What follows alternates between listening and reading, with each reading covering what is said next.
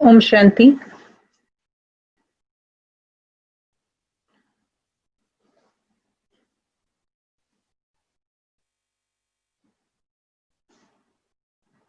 Relax થઈને બેસી જઈએ.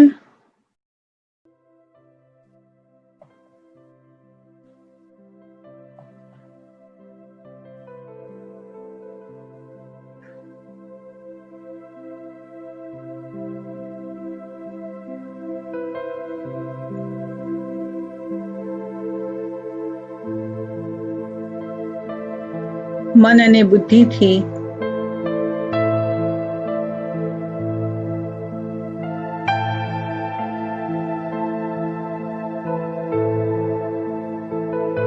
આવતા થોડા સમય માટે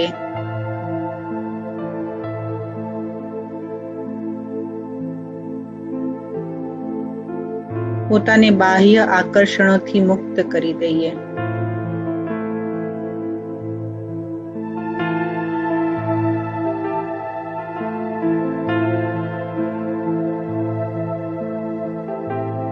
આંખોને વિરામ આપી દઈએ.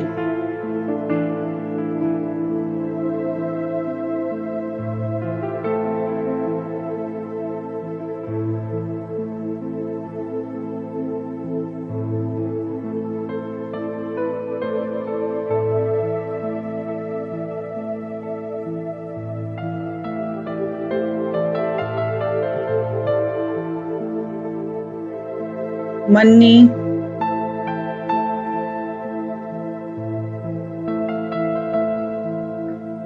વિચારોની ગતિ ઉપર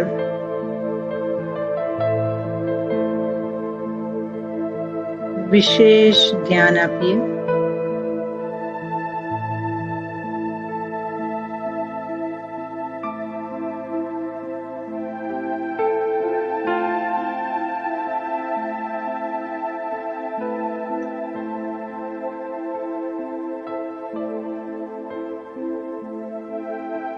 અને જેમ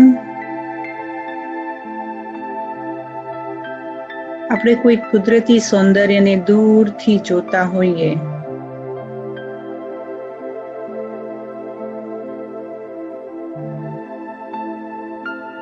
તેમ અંદર ચાલતા વિચારોને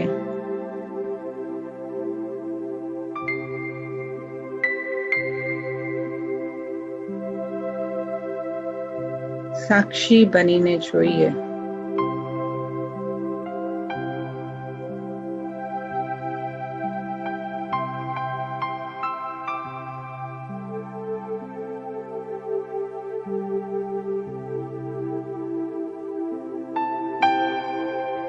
અને ધીમે ધીમે મારા પગલા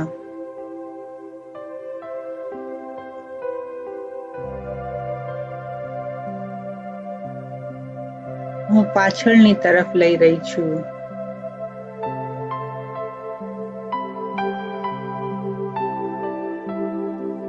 અને આ વિચારોથી ખૂબ દૂર જઈ રહી છું.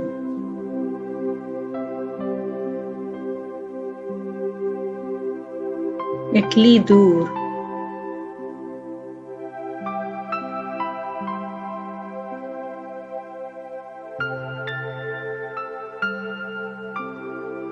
કે હવે મારું મન અને બુદ્ધિ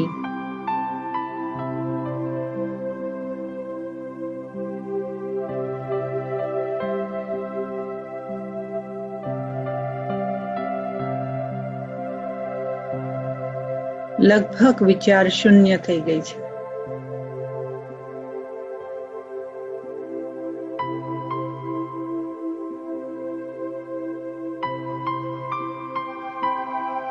મારી પીઠ ફેરવીને હું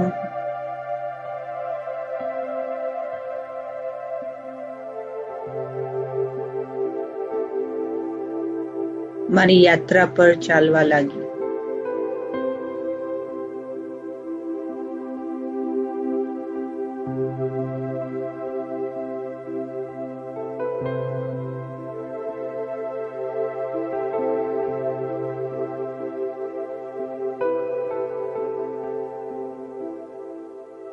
ચાલતી ચાલતી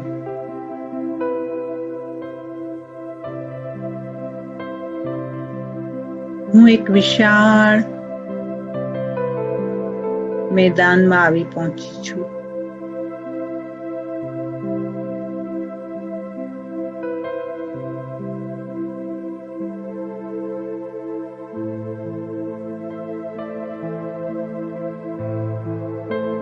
ચોખ્ખું મેદાન,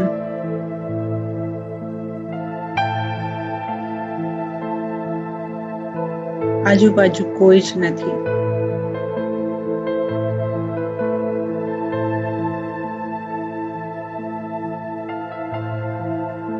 પરંતુ મારી સામે વિશાળ ફુગ્ગો દેખાય છે મને.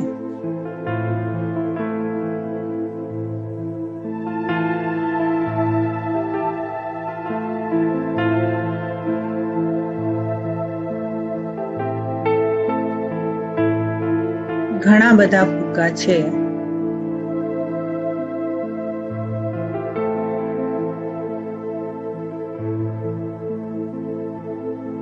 અલગ અલગ રંગના.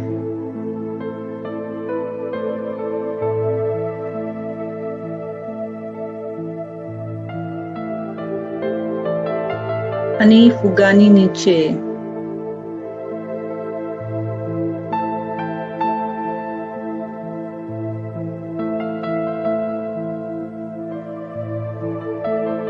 એક દરવાજો છે.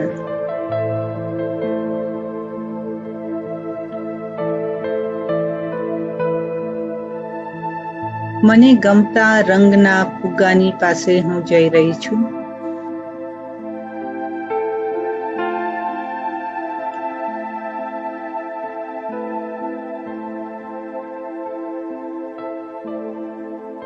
અને અંદર ખૂબ જ સુંદર ખુરશી છે, એના પર હું બેસી જાઉં છું.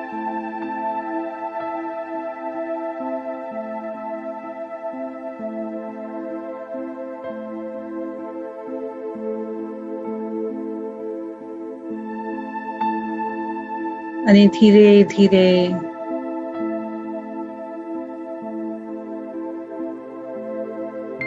આ ફુગ્ગો મને આકાશની તરફ લઈ જાય છે.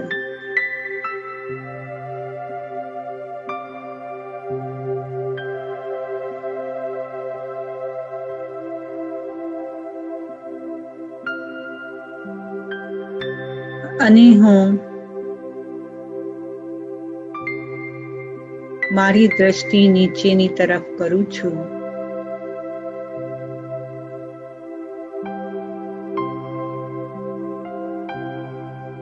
તો મને સૃષ્ટિ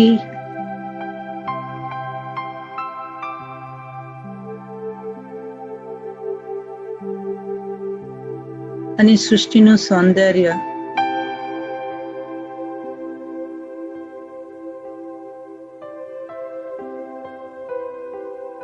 નાનું થતું દેખાય છે.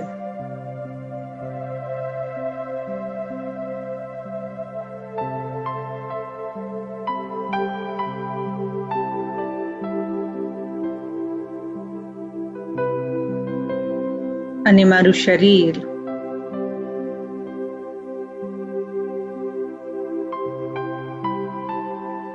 આ ફુગ્ગાના જેવું જ હલકું થતું જણાય છે.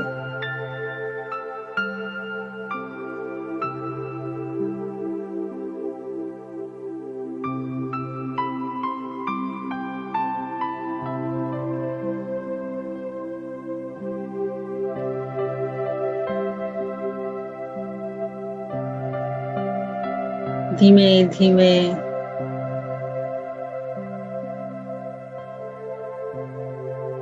આ ફુગ્ગાની સાથે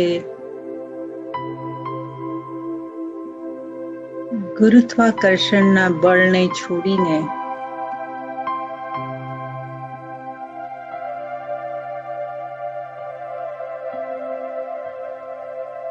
અતિ હલકા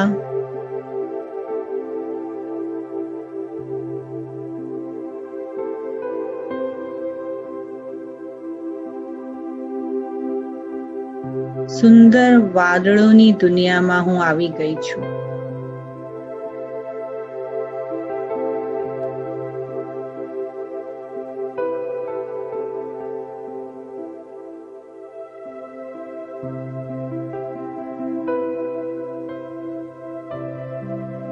અને અહીં આવીને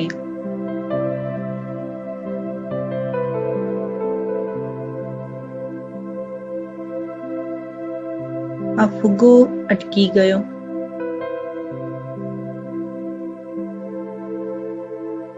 દરવાજા ખુલી ગયા.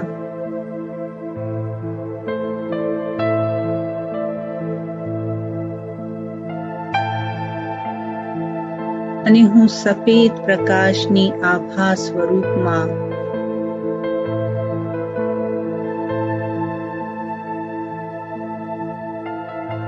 સફેદ વાદળની ચાદર ઉપર ચાલવા લાગી.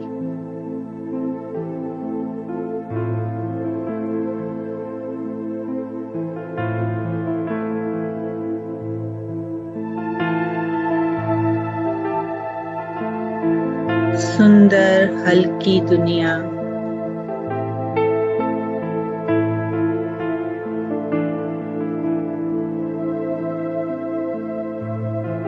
અને મારી નજર મેં ફેરવી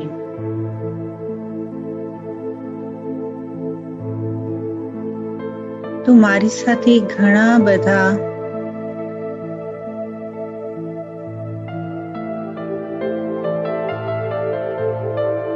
ફુગ્ગામાંથી નીકળતી સફેદ પ્રકાશની આભાવાળી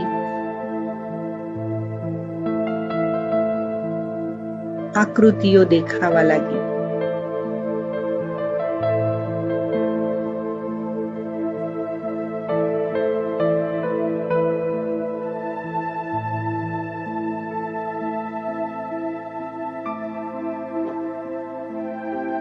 કેટલું સુંદર દ્રશ્ય છે.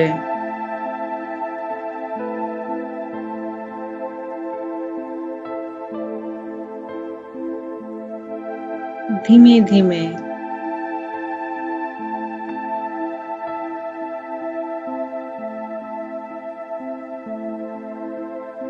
અમે બધા એકબીજાના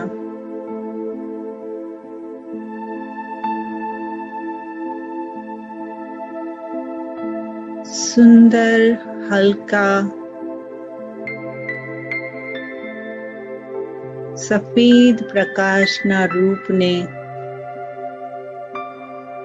માણવા લાગ્યા.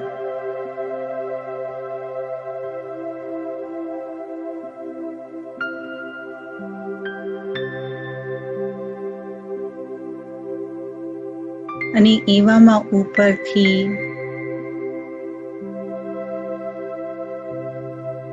રંગબેરંગી ગુલાબની પાંખડીઓનો વરસાદ વરસવા લાગ્યો.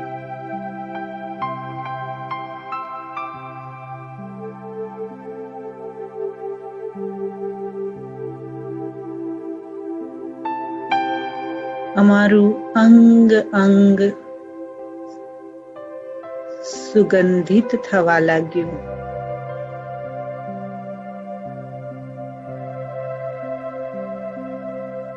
ને અમે સૌ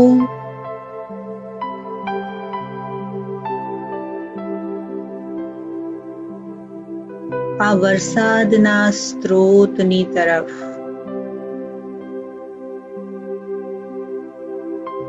ઉપરની તરફ જોવા લાગ્યા.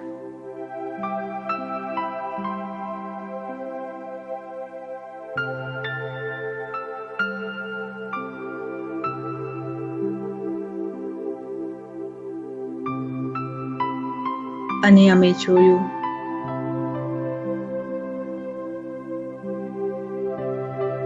અમે આત્માઓના પિતા પરમાત્મા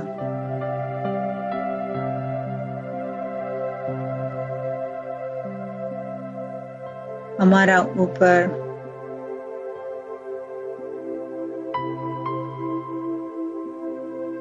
આ ગુણોની વર્ષા કરતા છે.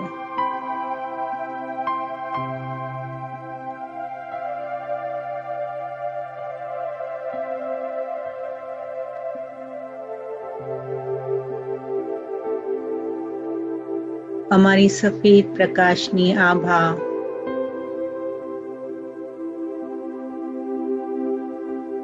આ રંગબેરંગી ગુલાબની પાંખડીઓથી સજી ગઈ છે.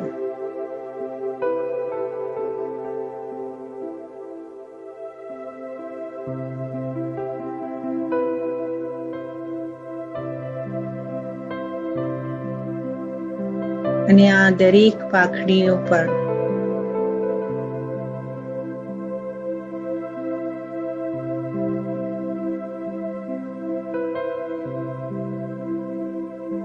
મને મારા ગુણો લખેલા દેખાય છે.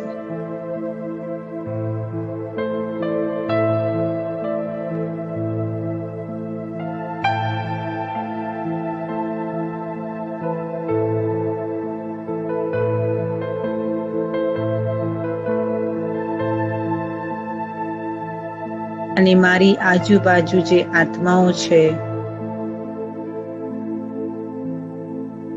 જે સફેદ પ્રકાશની આભાવાળી આકૃતિઓના પણ મને ગુણો જ દેખાય છે.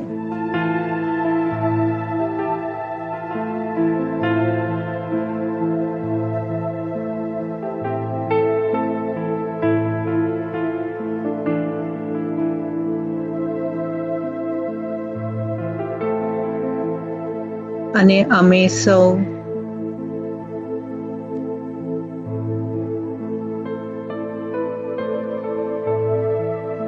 દિવ્ય ગુણોની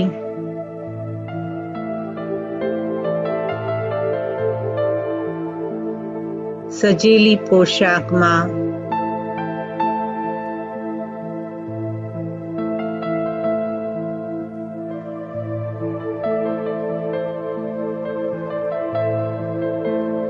કેટલા સુંદર દેખાઈએ છીએ.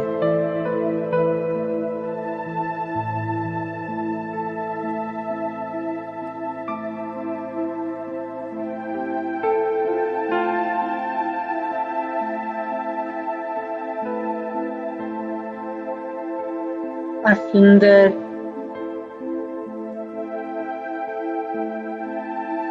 ગુણોના શ્રૃંગાર સાથે હું આત્મા ફરી પાછી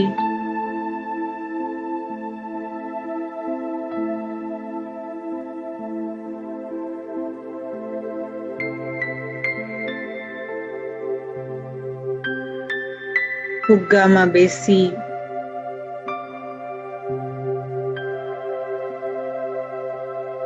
આ ફુગ્ગાની સાથે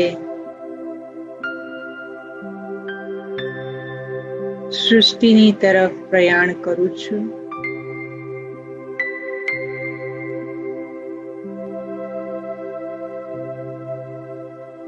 વિશાળ મેદાનમાં આવી ગઈ છું.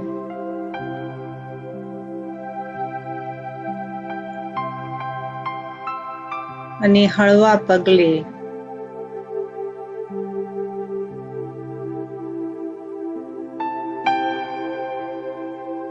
ફરી પાછી જાગૃત મન સાથે હું મારી આંખો ખોલું છું.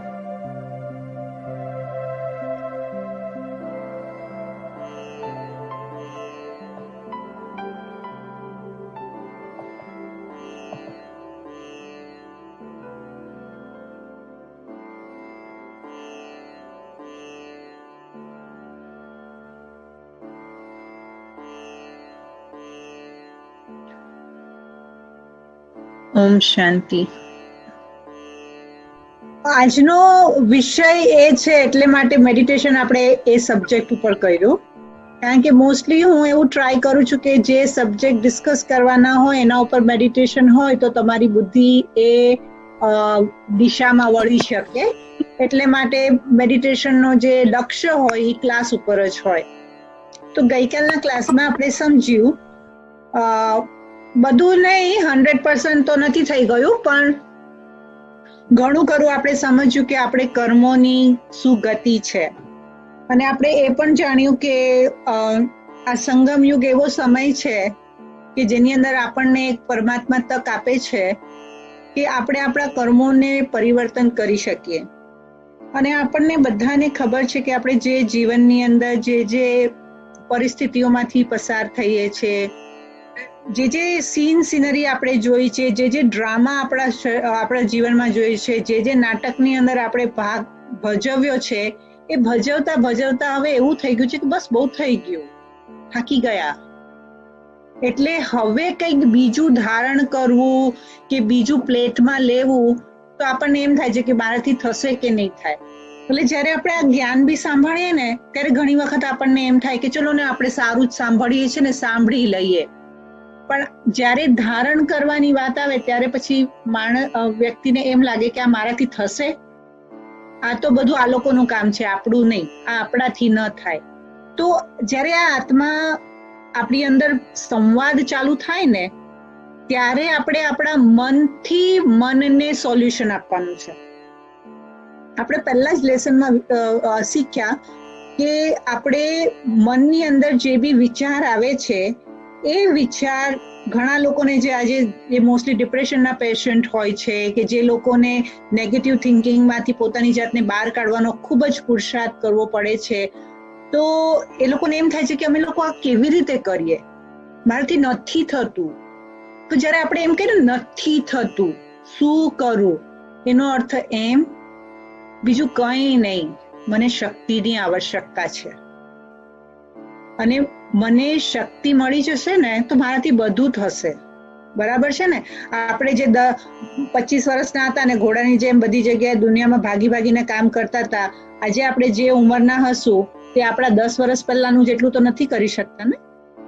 લિમિટ આવી ગઈ ને, ફિઝિકલ આવી ગઈ, મેન્ટલ આવી ગઈ.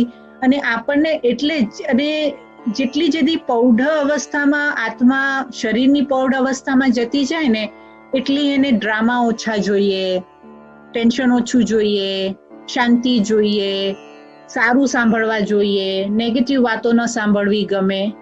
તો આ છે ને આપણા અંતરની આત્માના સિગ્નલ્સ છે.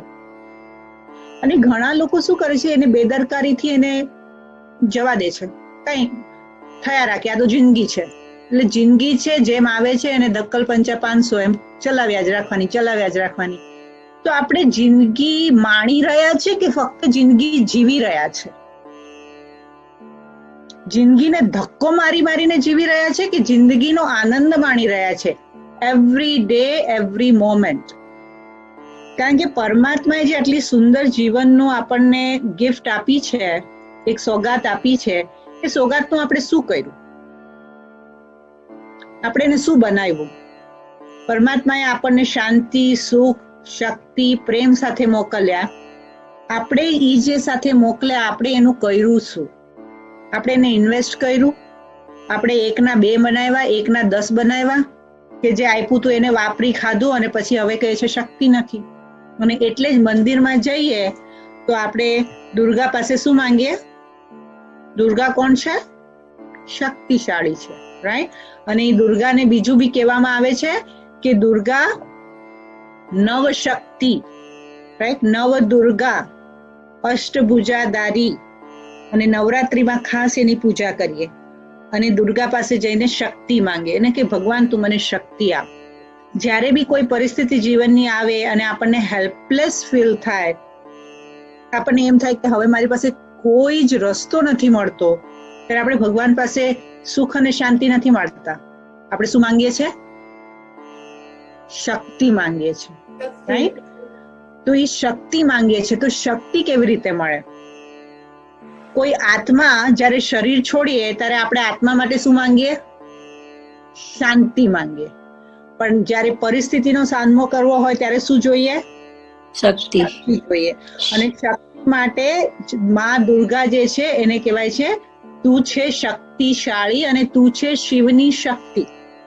તો શિવની શક્તિનો અર્થ શું?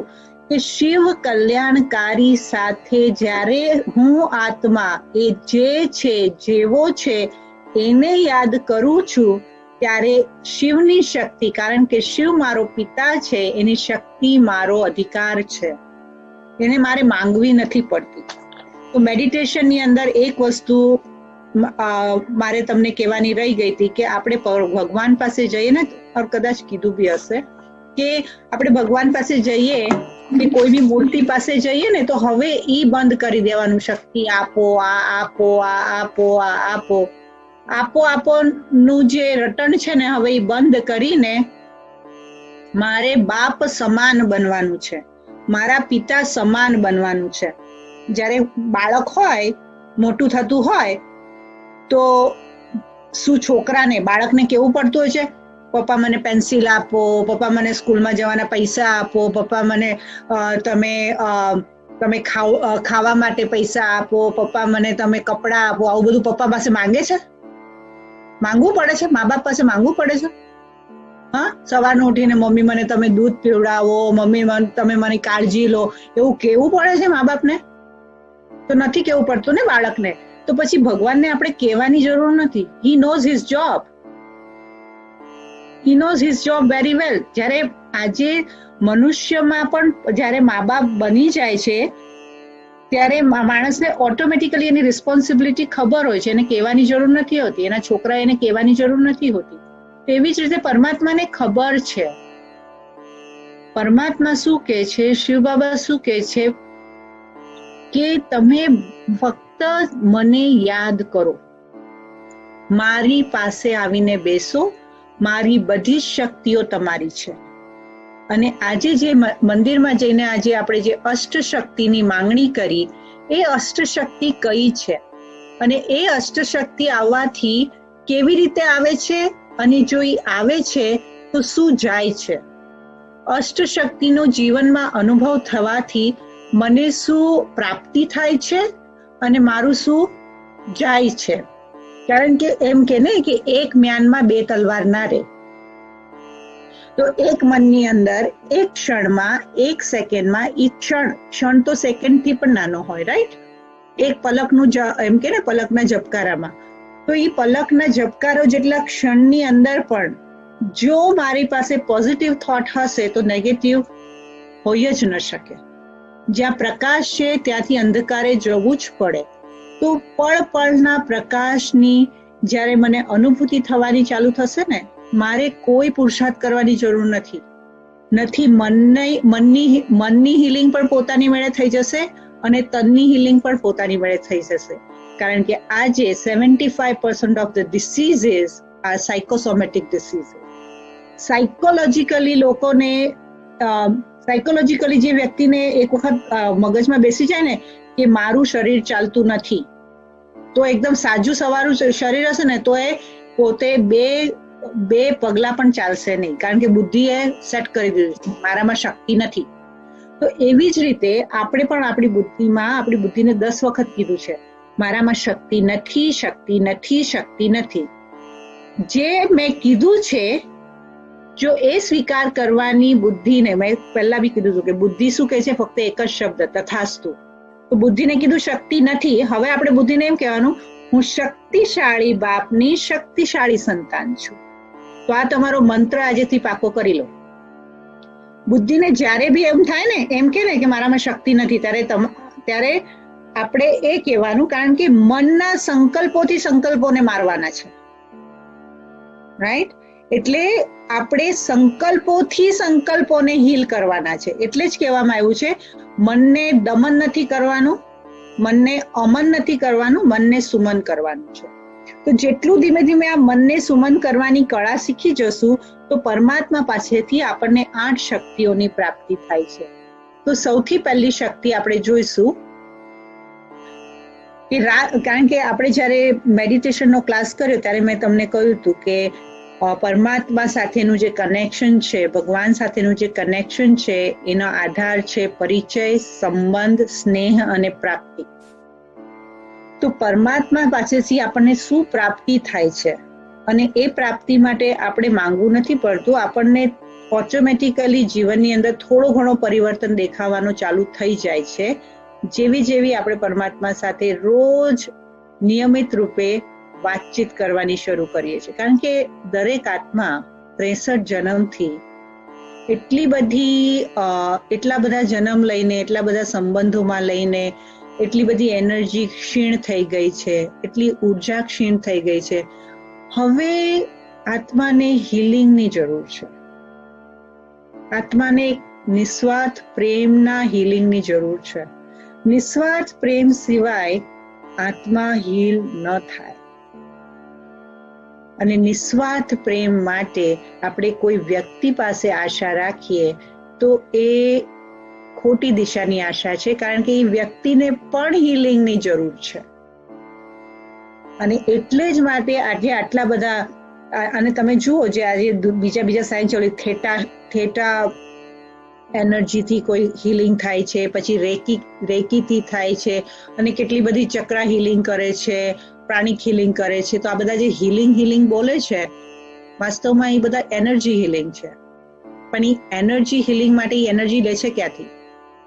અને તમે જોજો જે હીલર્સ હોય છે ને, જો લોંગ પીરિયડ ઓફ ટાઈમ તમે જો પોતાની એનર્જીથી કોઈ બીજાની એનર્જીને હીલ કરો ને, જેમ કે આ સત્ય સાંઈબાબા હતા. સત્ય સાંઈબાબા શું કરતા હતા કે એની પાસે એક ચમત્કારી શક્તિ હતી, અને એ ચમત્કારી શક્તિથી એ કારણ કે આત્મા નવી આવી હતી, એટલે આત્મામાં પાવર હતો, એટલે ચમત્કારી શક્તિથી એમને હીલ કરવાનું ચાલુ કર્યું.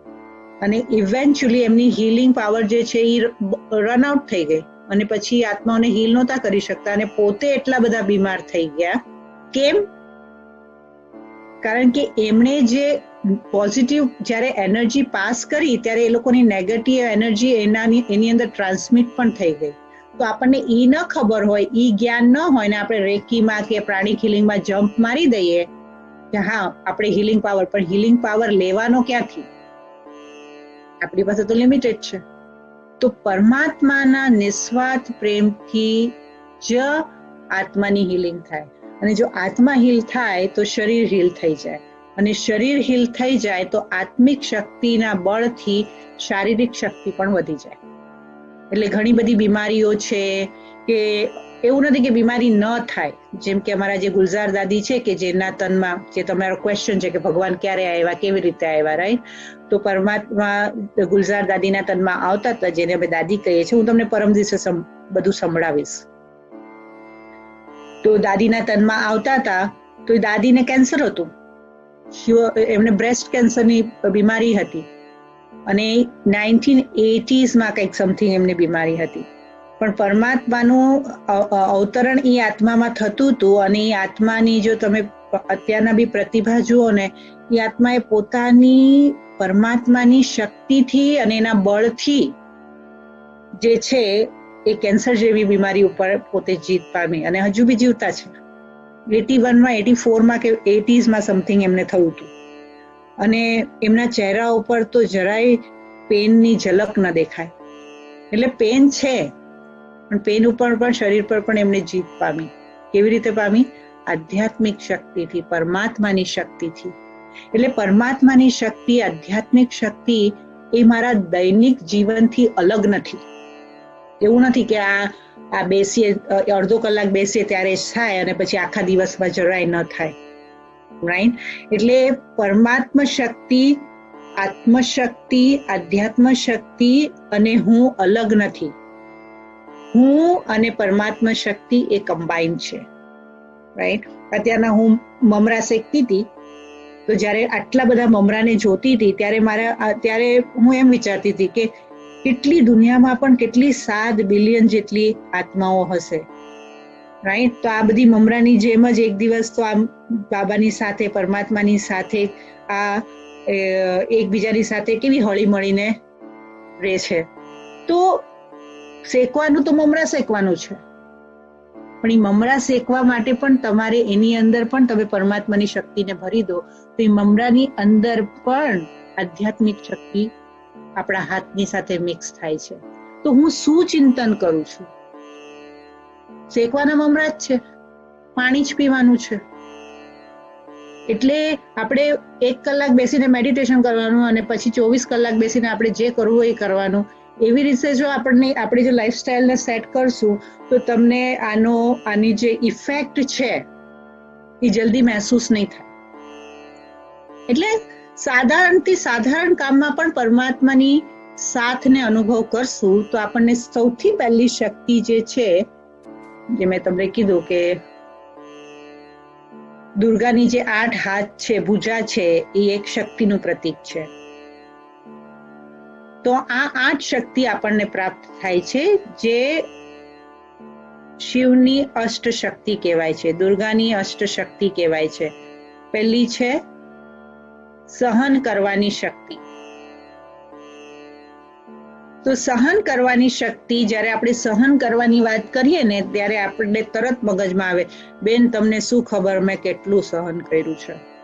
આપણે જીવનમાં સહન કર્યા વગર કઈ થોડી છૂટકો છે? પરફેક્ટ. સહન તો આપણે બધાએ કર્યું જ છે, અને આપણે કર્યું છે એમ નથી કહેતા, કરવું પડે છે. એટલે જ્યારે આપણે કોઈ બી વસ્તુને એમ કહીએ ને, જ્યારે મારે કરવું, સહન કરવું પડે, હે ને. છોકરી જ્યારે સાસરે જાય અને પછી સાસરાવાળાની કમ્પ્લેન કરે એટલે માં એને લેક્ચર આપે, બેન આપણે જિંદગીમાં કંઈક તો સહન કરવું પડે, તને શું ખબર મેં કેટલું સહન કર્યું છે. એટલે ઈ લેક્ચર ચાલુ કરે એટલે ઓલી છોકરી બીજી વખત એની પાસે આવે જ નહીં. એટલે કે સહન કરવું પડે. સહન કરવું પડે એટલે આપણા મગજમાં આપણે એમ ફિટ કર્યું છે કે સહન એ કરે કે જે મજબૂર હોય. સહન એ સહન કરવું એ જે છે એને આપણે કમજોરી તરીકે લીધી છે, રાઈટ? તો આપણને, કારણ કે આપણે કરવા જ માંગતા નથી.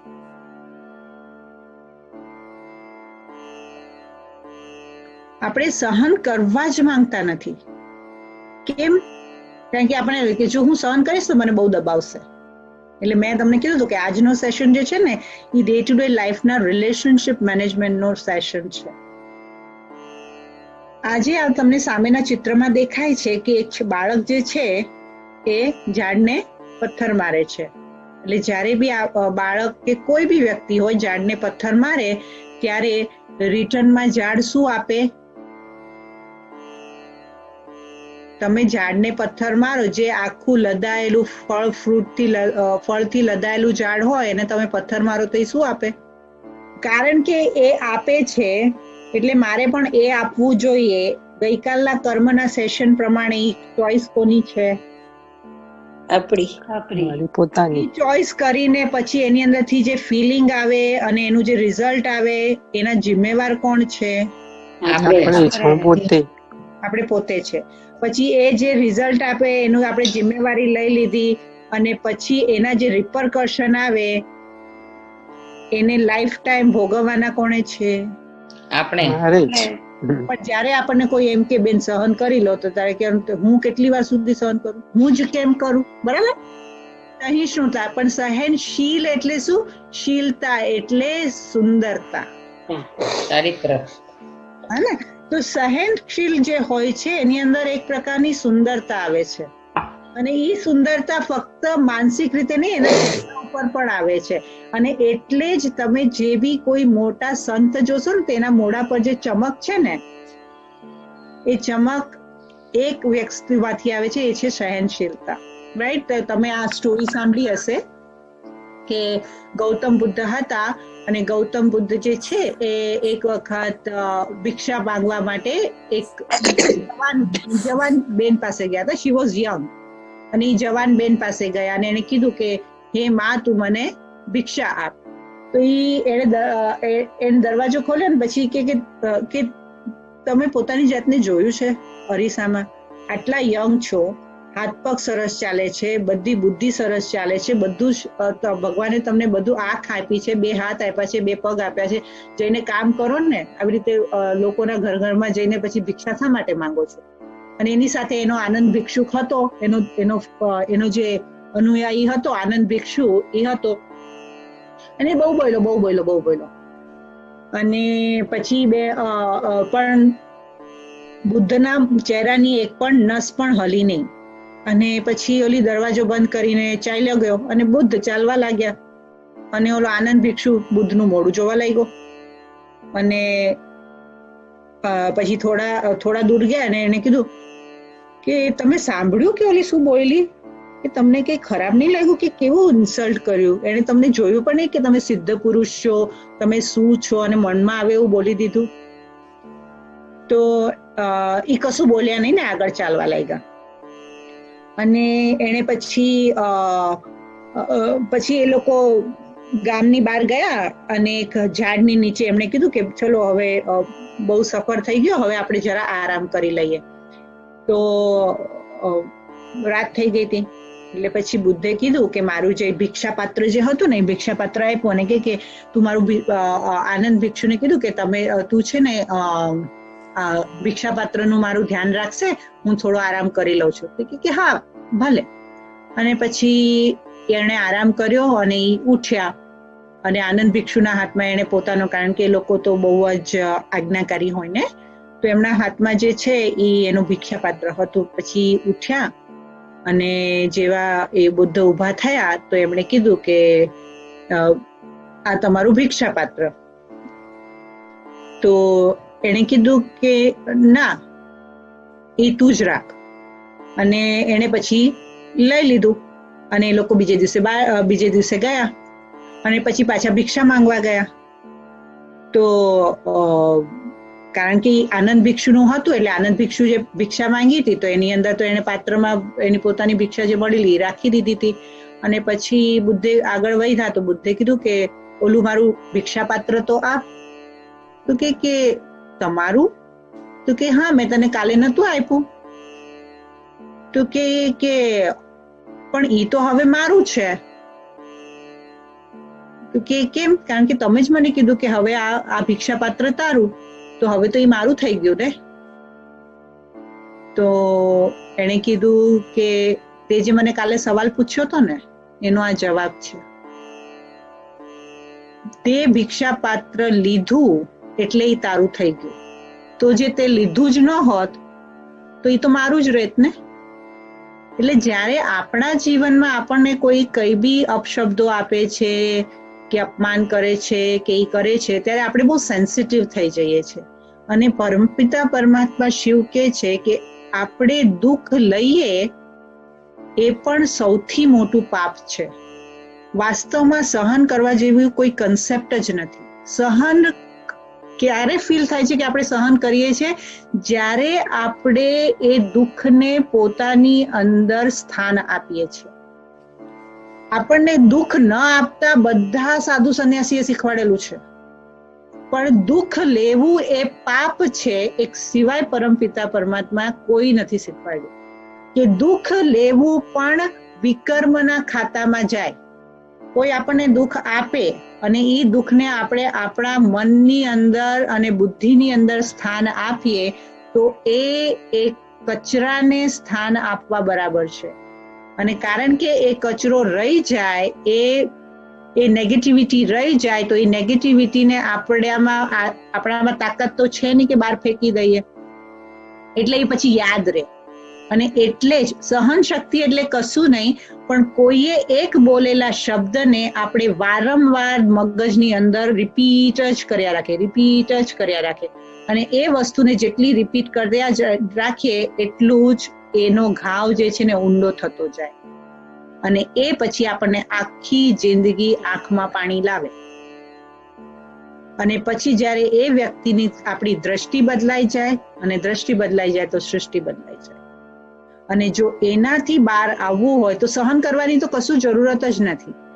જ્યારે આત્મા પરમાત્મા સાથે યોગ લગાડે છે ને ત્યારે આત્મામાં પ્રેમ અને આત્મસન્માનના છે ને ગુણ આવી જાય છે. આપણે કોઈનું દુઃખ ન લેવું એની માટે આત્મસન્માનની જરૂર છે. મેં કાલે સમજાવેલું, રાઈટ? કે જ્યારે આપણે આપણી મર્યાદા છોડી દઈએ છીએ કે હું શાંત સ્વરૂપાત્મા છું, તો એનાથી આપણા સન્માનની અંદર જ્યારે પ્રેક્ટિસ આપણી પાકી થઈ જાય તો આપણે કોઈ દિવસ સહન કરવું પડતું જ નથી. અને જો હું સહન કરું છું તો મને કહેવા વાળો કોણ છે કે આટલું છે ને એ તું એને ડિઝોલ્વ કરી દે. સહન કરવું એટલે જ. અને કોઈ બી સંબંધની અંદર છે ને સહન કરવાની વખતે આપણે પોતાની જાતને એમ કહેવાનું કે એ આત્માની કેપેસિટી પ્રમાણે એ જે કરી રહ્યું છે એ બેસ્ટ છે.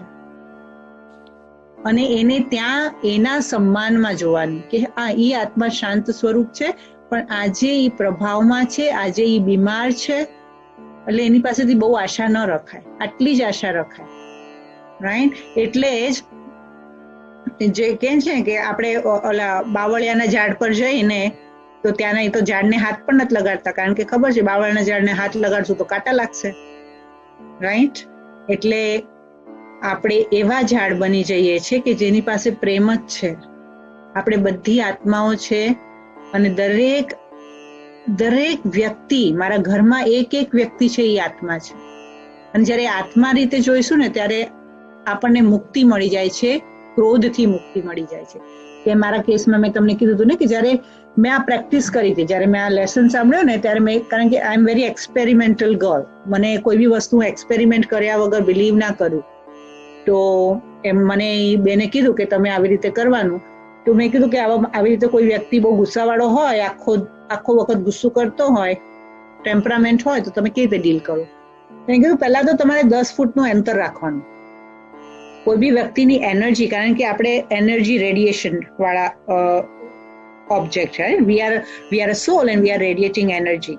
તો when we are radiating energy, તો સામેવાળો માણસ પણ તો રેડિએટિંગ સોલ એનર્જી, રાઈટ? તો જ્યારે એ આત્મા ક્રોધના ઇન્ફ્લુઅન્સમાં હોય ને ત્યારે આપણે એટલીસ્ટ 5 ફૂટનું અંતર હશે ને તો આપણને એના રેડિયેશન ઓછા લાગશે. બીજી વસ્તુ કે એ ક્રોધની એનર્જી પર હોય અને હું પ્રેમની એનર્જી પર વર્ક કરું તો પછી એના ક્રોધનો પ્રભાવ મારા આત્મા પર ન પડે. એટલે આ બહુ ડીપ છે પણ આ વર્ક કરે છે. એટલે જ્યારે સામેવાળી, જ્યારે બી મારા લાઈફની અંદર એવું થયું છે કે જે વ્યક્તિ ગુસ્સો કરવાનું હોય ને મારે એના ઇન્ફ્લુઅન્સમાં ન આવવાનું હોય ને તો એ બોલવાનું ચાલુ કરે ને એટલે અંદરથી હું એક વસ્તુ બાબાની સાથે પ્રેક્ટિસ કરું કે બાબા તું આત્માને શાંતિ આપ, બાબા તું આત્માને શાંતિ આપ, બાબા તું આત્માને શાંતિ આપ. એટલે મારા અંદરથી જે મારી એનર્જી છે હું કોન્શિયસલી ક્રિએટ કરું, કારણ ઇનિશિયલી તો તમારે કરવું પડે, જેમ મંત્ર બોલતા હોય ને એવી રીતે કરવું પડે, કારણ કે પ્રેક્ટિસ નથી ને.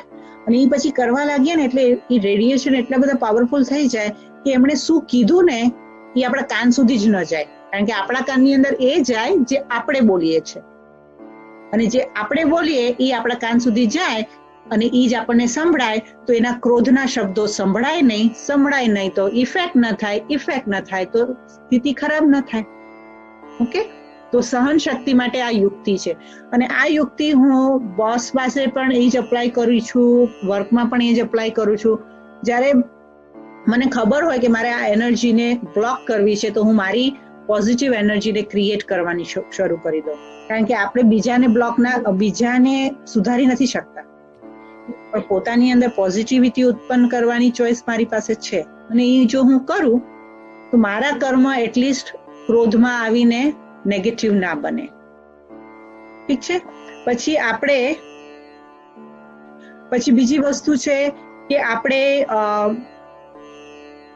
બીજી શક્તિ જે છે એ છે સમાવાની શક્તિ. સમાવાની શક્તિ એટલે શું? કે આ બે ચિત્ર દેખાય છે તમને, એક છે 3 ડોલના ચિત્ર અને બીજા છે એક સુંદર નદી અને સમુદ્રના સંગમનું ચિત્ર.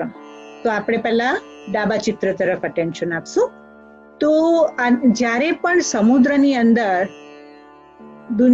દુનિયાના બધા ખૂણેથી ક્યાંથી કચરો લઈ આવીને નદી જ્યારે સમુદ્રમાં ઠાલવે છે ત્યારે સમુદ્ર એને રિજેક્ટ નથી કરતો. શું કરે છે? સમાવી લે છે. પણ જ્યારે આપણે સમુદ્રના કાંઠે જઈએ ને તો કચરો બધો કાંઠા પર હોય, અને સમુદ્રના જો આપણે ગહેરાઈમાં જઈએ, સમુદ્રના ઊંડાણમાં જઈએ તો આપણને મોતી મળે છે. તો સમુદ્રની જે આ પરિકલ્પના છે એ આપણને શું શીખવે છે કે આપણા જીવનમાં, આપણી પ્રેક્ટિકલ લાઈફમાં ઘણા બધા લોકો આવશે, ઘણા બધા લોકો આવે છે. હવે તો life is equal to cellphone પણ થઈ ગયું છે. Cellphone is equal to life, right? કારણ કે તમને એવું લાગે છે કે તમે એક પણ દિવસ સેલફોન વગર જીવી શકો ખરા? ફોન વગર જીવી શકો ખરા? રાઈટ? એટલે સેલફોનમાં પણ શું થાય છે, કેટલા બધા મેસેજીસ આવે, આ ઝૂમ પર જાઓ, આ કરો, તે કરો, આ અહીંયા થયું, એટલી બધી ઇન્ફોર્મેશન, એટલા બધા વોટ્સએપ ગ્રુપના આપણે પાર્ટ હોઈએ, એટલા બધા મેસેજીસ આવતા હોઈએ, એટલા બધા જોક આવતા હોય, અને આપણે કન્ટિન્યુઅસ એના ઉપર જે છે આપણી આંગળી ફરતી જ હોય. તો રાઈટ, એટલે શું થાય છે, દુનિયા આખીની બધી જ નદીઓ જે છે એ આપણી અંદર ઇન્ફોર્મેશન ઠાલવે છે. અને આપણે શું કરીએ છીએ, ઇન્ફોર્મેશનને એબ્ઝોર્બ કરીએ છીએ. પણ જે કળા સમુદ્ર પાસે છે એ આપણી પાસે નથી. શું નથી? કે કચરાને બહાર ફેંકવાનો અને બીજો જે અંદર ગયું છે એને પ્રોસેસ કરીને એની અંદરથી મોતી બનાવવાનું, એ શક્તિ આપણામાં નથી. અને એ શક્તિ જે છે એ શિવ બાબાની સાથે યોગ લગાવવાથી થઈ જાય છે. તો આમાં એક આજે 3 ડોલ છે ને, તો એક કહાની છે. આપણે ઘણી બધી વસ્તુ સાંભળીએ છીએ અને કઈ વખતે કઈ વસ્તુ કયા સમય પર કઈ વસ્તુ બોલવાની અને કઈ વસ્તુ કરવાની એનું જ્ઞાન ન હોય તો પછી આપણા લાઈફની પથારી ફરી જાય. બરાબર. હવે આપણે શું કહેવાય,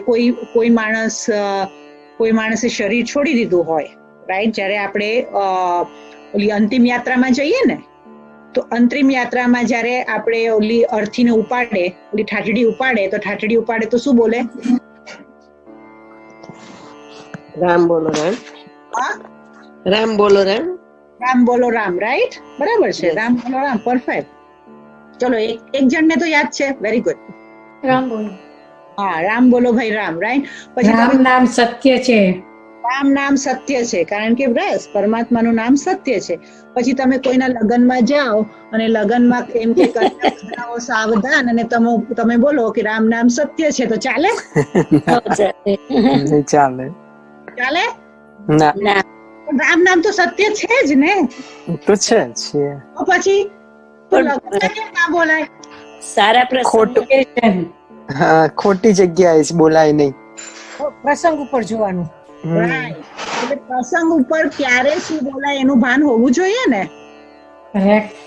યસ. બોલાય, કોને બોલાય, કેટલું બોલાય, કેવી રીતે બોલાય, કઈ ભાષામાં બોલાય એનું જ્ઞાન હોવું જોઈએ ને. પછી આપણે પાછા એટલા ડાયા ને આપણે એમ કહીએ, મેં શું ખોટું કીધું, મેં તો સાચું જ કીધું ને, હું તો ક્યાં ખોટું કહું છું, મેં તો બધું સાચું જ કહું છું ને. પણ એમ કહેવાય છે કે સત્ય બોલો ને તો સત્યની ઉપર મધ લગાડીને બોલવાનું. સત્ય બોલવાનું, પણ સત્યની ઉપર જો મધ લાગેલું હોય ને તો સત્ય કડવું ન લાગે. કેમ? કારણ કે મધ મીઠું છે, અને મધ મીઠું છે અને સત્ય મધની સાથે ભેળેલું હશે ને તો સત્ય ગળામાં ઉતરી જશે અને એ કડવું નહીં લાગે. બધા એમ કહે છે સત્ય કડવું છે, તો સત્ય કડવું છે તો એને મીઠાશ સાથે આપણે મેળવી દેવાની. એટલે સમાવાની શક્તિ એટલે શું? કે કોઈ બી આપણી પાસે આવે ને તો આપણે કોઈને રિજેક્ટ નહીં કરવાના. આપણને ખબર છે કે આપણને જે વ્યક્તિ ન ગમતું હોય ને એને ટોટલ રિજેક્ટ કરી નાખીએ. નહીં, સાંભળવું જ નથી, વાત જ નથી કરવી, બોલવું જ નથી ને, સંબંધ જ નથી રાખવો ને, રાઈટ? ઈઝી છે ને. કેમ નથી? કારણ કે બુદ્ધિ નથી, સતબુદ્ધિ નથી. સતબુદ્ધિ કેમ નથી? કારણ કે બુદ્ધિમાં ક્લેરિટી નથી. બુદ્ધિમાં ક્લેરિટી કેમ નથી? કારણ કે આપણામાં એ પ્રોસેસ કરવાની હિંમત નથી. અને એ હિંમત માટે અંદર એક ગુણ આવવો જોઈએ, ગંભીરતા અને હૃદયની વિશાળતા. પોતાની જાતના, આપણી જાતને જ્યારે કોઈ ક્રિટિક કરે, પોતાની જાતને કોઈ આપણી જ અવલોચના આપણી સામે કરે ને તો એને સાંભળવાની તાકાત હોવી જોઈએ. અને એ તાકાત એની પાસે જ આવે જેનામાં આત્મસન્માન હોય. જો આપણે આપણી જાતને ઓળખતા હોય ને આપણને કોઈ કઈ બી ફૂલ ચોરા ચડાવે ને તો આપણને ખબર હોવી જોઈએ આ ફૂલ ચડાવે છે, આ કેટલા ફૂલ કામના છે, અને આજે કાંટા ચડાવે છે એ કાંટા મારે જોઈતા નથી, કારણ કે હું છું નહીં. અને જો કાંટા લઈશ, મારી પાસે હશે તો કોઈકને આપીશ. એટલે સહન કરવાની શક્તિ અને સમાવાની શક્તિ હાથમાં જાય. અને જો સમાવાની શક્તિની જે આ કહાની ન રહી જાય તમારી, તો એક છે ને, એક ઢીંગલી વાળો હતો. તો ઢીંગલી વાળો ઢીંગલી વેચતો હતો. તો ત્રણેય ઢીંગલી દેખાવમાં સેમ. અને એ ઢીંગલી દેખાવમાં સેમ તો એ કે એક માણસ ખરીદવા આવ્યો. તો એને કીધું કે આ ઢીંગલી કેટલાની? તો કે આ 10 રૂપિયાની, આ 100 રૂપિયાની, આ 1000 રૂપિયાની. તો ઓલાએ કીધું કે પણ આ ત્રણે દેખાય છે તો સેમ, તો આ લોકોમાં ફરક શું છે? તો એને કીધું હું તને ફરક દેખાડું છું. તો એને શું કર્યું કે એક વાયર લીધો અને એના એક ઢીંગલીના કાનમાં નાખ્યો. તો એક ઢીંગલીના કાનમાં નાખ્યો તો એના મોઢામાંથી નીકળી ગયો, બીજી ઢીંગલીના કાનમાં વાયર નાખ્યો તો એના બીજા કાનમાંથી નીકળ્યો, અને ત્રીજી ઢીંગલીના કાનમાં વાયર નાખ્યો તો એ વાયર જે છે એ પેટની અંદર જતો રહ્યો. તો એણે કીધું કે આવું કેમ? તો એનો અર્થ એમ કે આપણી લાઈફની અંદર આપણને જે લોકો બહુ વાતો કરે, રાઈટ, એક્ઝામ્પલ સાસુ વહુ છે કે ફ્રેન્ડ્સ છે, બહુ ક્લોઝ ફ્રેન્ડ્સ છે, તમે ક્લોઝ ફ્રેન્ડને એમ કહો કે જો બેન, this is between me and you. When this statement comes, you need to understand this is between me and you. કે this is between me and you, મારા ઘરમાં છે ને આ પ્રોબ્લેમ છે, રાઈટ? તો પણ તું કોઈને કહેતી નહીં. તો એ જે પહેલી ઢીંગલી, જે 10 રૂપિયા વાળી ઢીંગલી છે ને, એ શું કરશે કે કાનમાં ગયું પણ પેટમાં નથી રહેતું એટલે મોઢામાંથી બહાર આવશે. મોઢામાંથી બહાર આવશે એટલે પછી બાજુવાળાને શું કહેશે ખબર છે? એ તું મારી ફ્રેન્ડ છે, હા, પણ હું તને કહું છું, પણ તું કોઈને નહીં કહેતી. પછી ઓલી કહેશે એની બીજી ફ્રેન્ડને, હું તને કહું છું, ખબર છે ઓલીને આ પ્રોબ્લેમ છે, પણ તું નહીં કહેતી. અને પછી આખી દુનિયા ફરીને એ વાત આપણી પાસે આવશે. તો એ પહેલી ઢીંગલી છે 10 રૂપિયા વાળી, કે જેને સમાવતા નથી આવડ્યું. અને this is between me and you એટલે you break the trust, right? ઘણી વસ્તુમાં આપણે આપણી જો સક્સેસ હોય એને બી કોઈની સાથે શેર કરીએ અને કોઈ મોઢામાંથી કાઢી નાખે, તો જો આપણી સાથે આ કેટલી આની અંદર કેવા કર્મ બંધાય છે. કારણ કે બધું એટલે જ મેં કીધું આ બધા સેશન ઇન્ટરકનેક્ટેડ છે. કે તમે કોઈને ઈ કહી દો અને એ જ કોઈ વ્યક્તિ જઈને એને મિસયુઝ કરે તો કર્મ તો આપણા બંધાય. અને એ આત્મા જે વેદનામાં જાય એ વેદનાની 10 ગણી વેદના આપણને મળે, પણ આપણને એનો ખ્યાલ નથી હોતો, આપણે બોલવા માટે બોલી નાખીએ છીએ. તો એ શક્તિ જે છે પરમાત્માની સમાવાની શક્તિ આપણામાં. બીજી ઢીંગલી એક કાનમાંથી કાઢે અને બીજા કાનમાંથી કાઢી નાખે, એક કાનમાંથી જાય અને બીજા કાનમાંથી કાઢી નાખે, એટલે સેન્સિટિવિટીની ખબર જ ન પડે. એટલે હું જો તમને મારા દિલની વાત કહું અને તમારી માટે કોઈ એની વેલ્યુ જ ન હોય તો આને પણ સમાવાની શક્તિ ન કહેવાય ને. તો એક કાનમાંથી જાય ને એ બીજા કાનમાંથી નીકળી જાય. એટલે આપણે જેવી રીતે આ જ્ઞાન પણ છે, આ જ્ઞાન બહુ હેવી છે. એટલે ઘણા લોકો, આપણે જ્યારે ચાલુ કર્યું ત્યારે 100 માણસો હતા અને આજે આપણે બેઠા છીએ જેટલા બેઠા છે એટલા. કેમ? કારણ કે આ જ્ઞાન એવું છે કે જેને પચાવવા માટે છે ને પેટની અંદર તાકાત બહુ મજબૂત જોઈએ. તો તમે તો આઈ એમ કોંગ્રેચ્યુલેટિંગ યુ કે તમારી અંદર ડાયજેસ્ટિવ કેપેસિટી સોલિડ છે. કારણ કે આ જ્ઞાન પચાવવું બધાના બસની વાત નથી.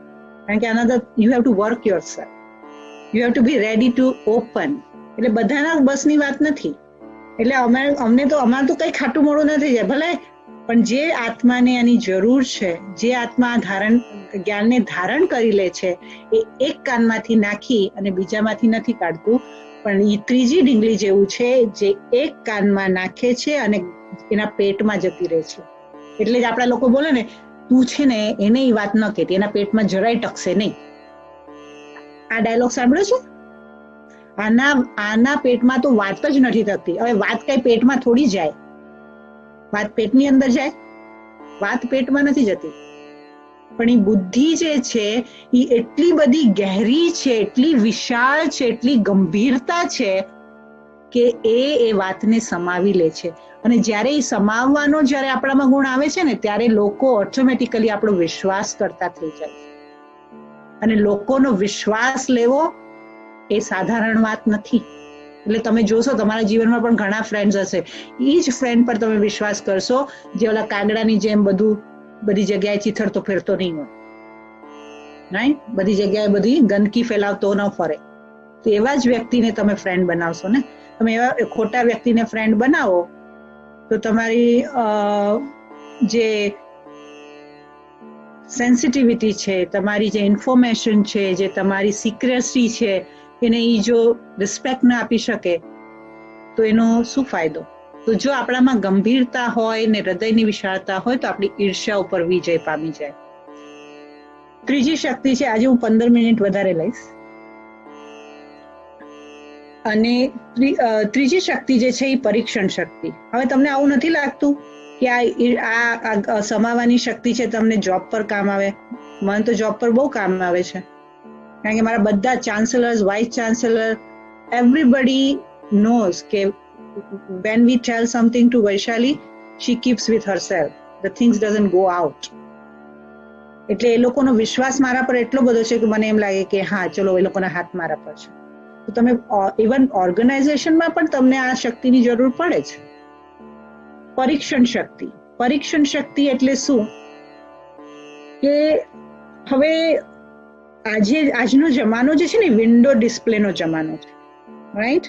એટલે તમે સ્વરોન્સ્કીમાં જાઓ અને તમે તનિષ્કમાં જાઓ, રાઈટ? કે તમે કોઈ બીજા જ્વેલર પાસે જાઓ, રાઈટ? તો જ્વેલરીની દુકાન છે એની બંનેની જે શું કહેવાય ચમક છે ને એ એટલી બધી સિમિલર હોય કે આપણને જો ન ખબર પડતી હોય તો આપણે ડિફરન્શિએટ જ ન કરી શકીએ કે આની અંદર સાચું શું અને ખોટું શું છે. હું ઇન્ડિયામાં હતી ને તો ડાયમંડ મર્ચન્ટની ત્યાં જોબ કરતી હતી.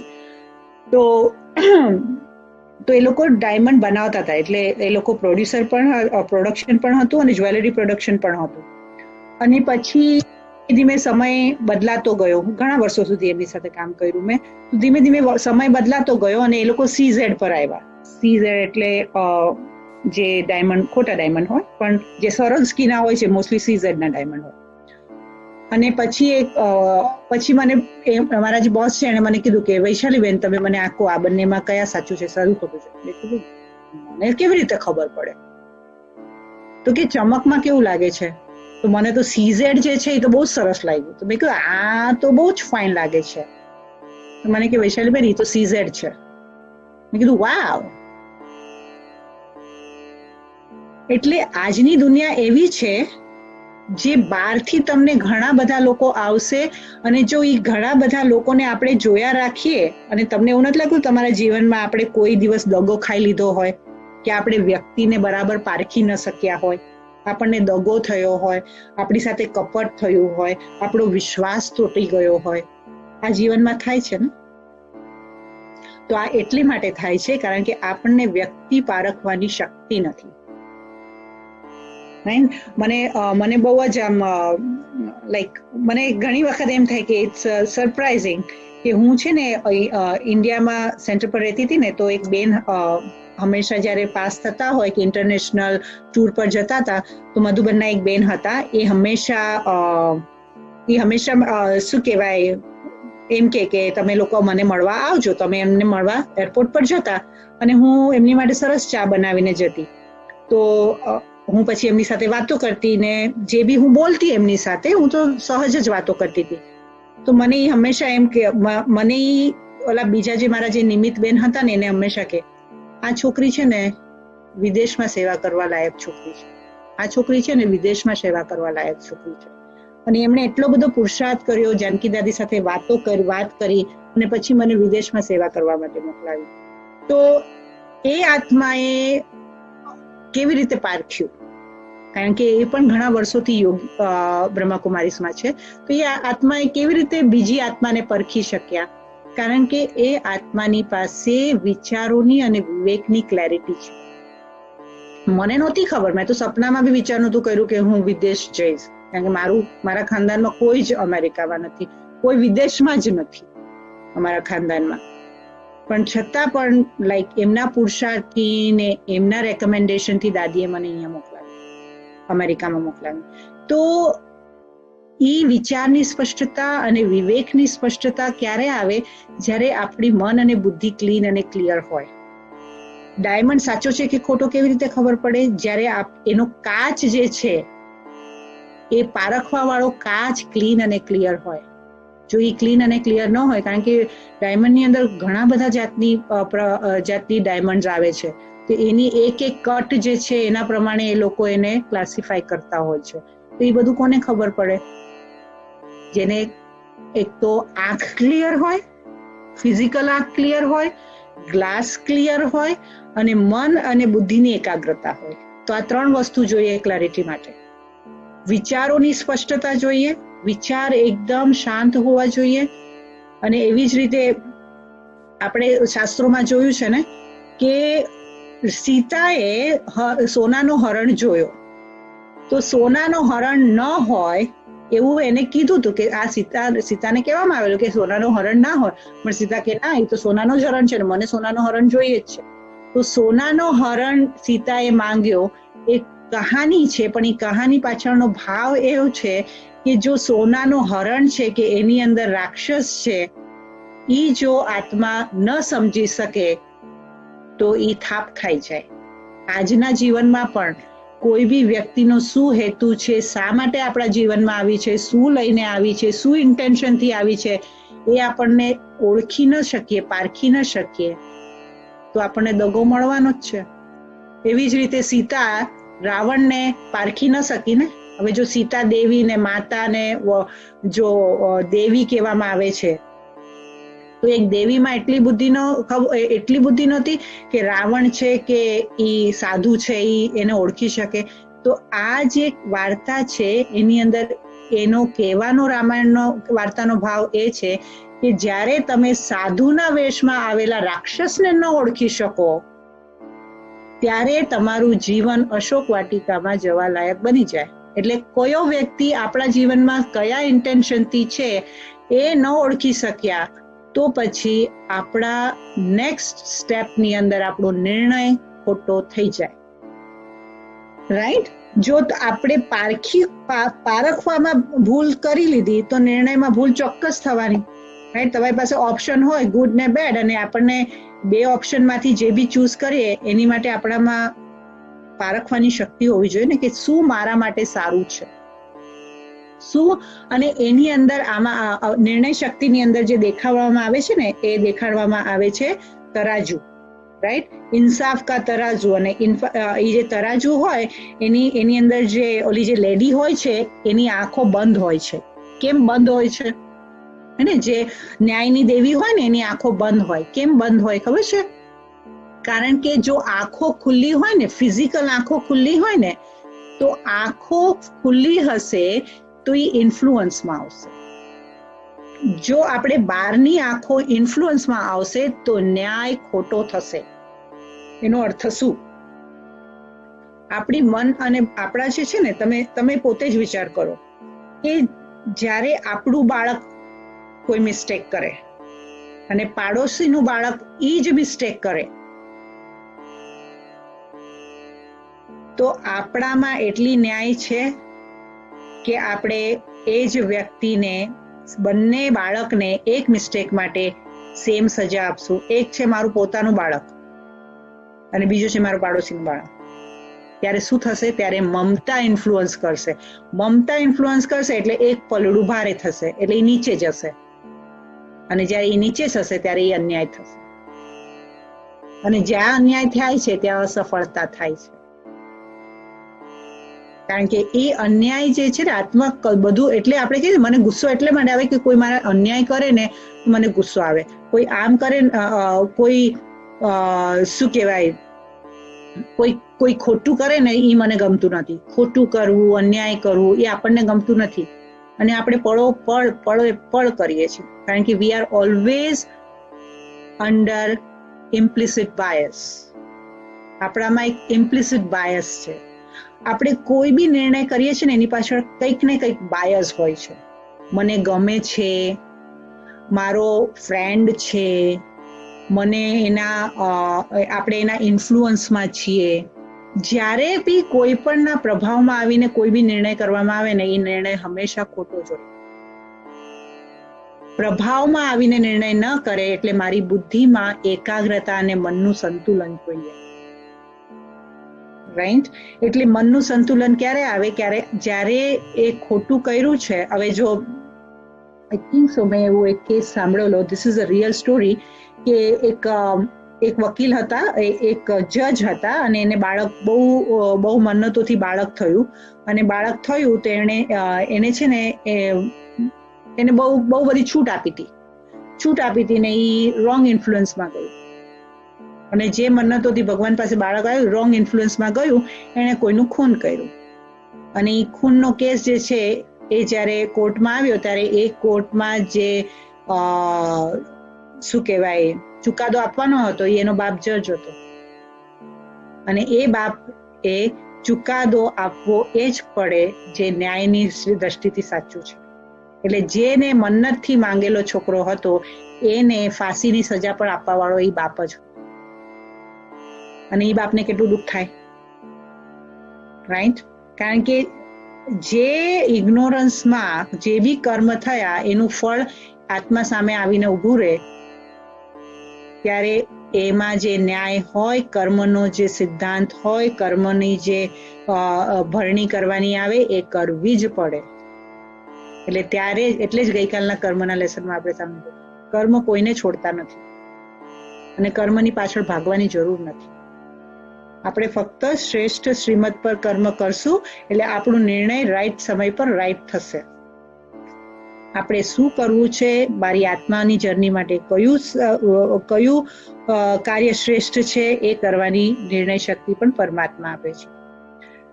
બીજી શક્તિ છે પાવર ટુ ફેસ, એટલે સામનો કરવાની શક્તિ, રાઈટ? આપણે ઘણી બધી પરિસ્થિતિઓ જીવનમાં આવે અને ઘણી બધી પરિસ્થિતિની અંદર આપણે સામનો કરવો જ પડે છે, કારણ કે છુટકારો નથી. જેમ કે કોઈ ગંભીર બીમારી આવી ગઈ, પરિવારની અંદર કોઈ એવી સિચ્યુએશન આવી ગઈ, આપણા ઘરના કોઈ અંગત વ્યક્તિનું મોત થઈ ગયું, કાં તો આપણા અંગત અને વાલા જેમ કે કિડ્સ છે કે છોકરાઓ છે કે એની લાઈફમાં કઈ અનસ્ટેબિલિટી આવી ગઈ. તો આ બધી વસ્તુ જ્યારે, કારણ કે આપણે જે કાળમાં જીવી રહ્યા છે, જે કર્મોના બોજા સાથે જીવી રહ્યા છે, તો આ પરિસ્થિતિ તો આવવાની જ છે અને પરિસ્થિતિ બધાને આવે છે. જે બ્રહ્માકુમારીનું જ્ઞાન લીધું છે એને પણ આવશે જ અને આગળ જો તમે ચાલશો તો પરિસ્થિતિ તો આવશે, પણ પરમાત્માની શક્તિથી again we come back to શક્તિ.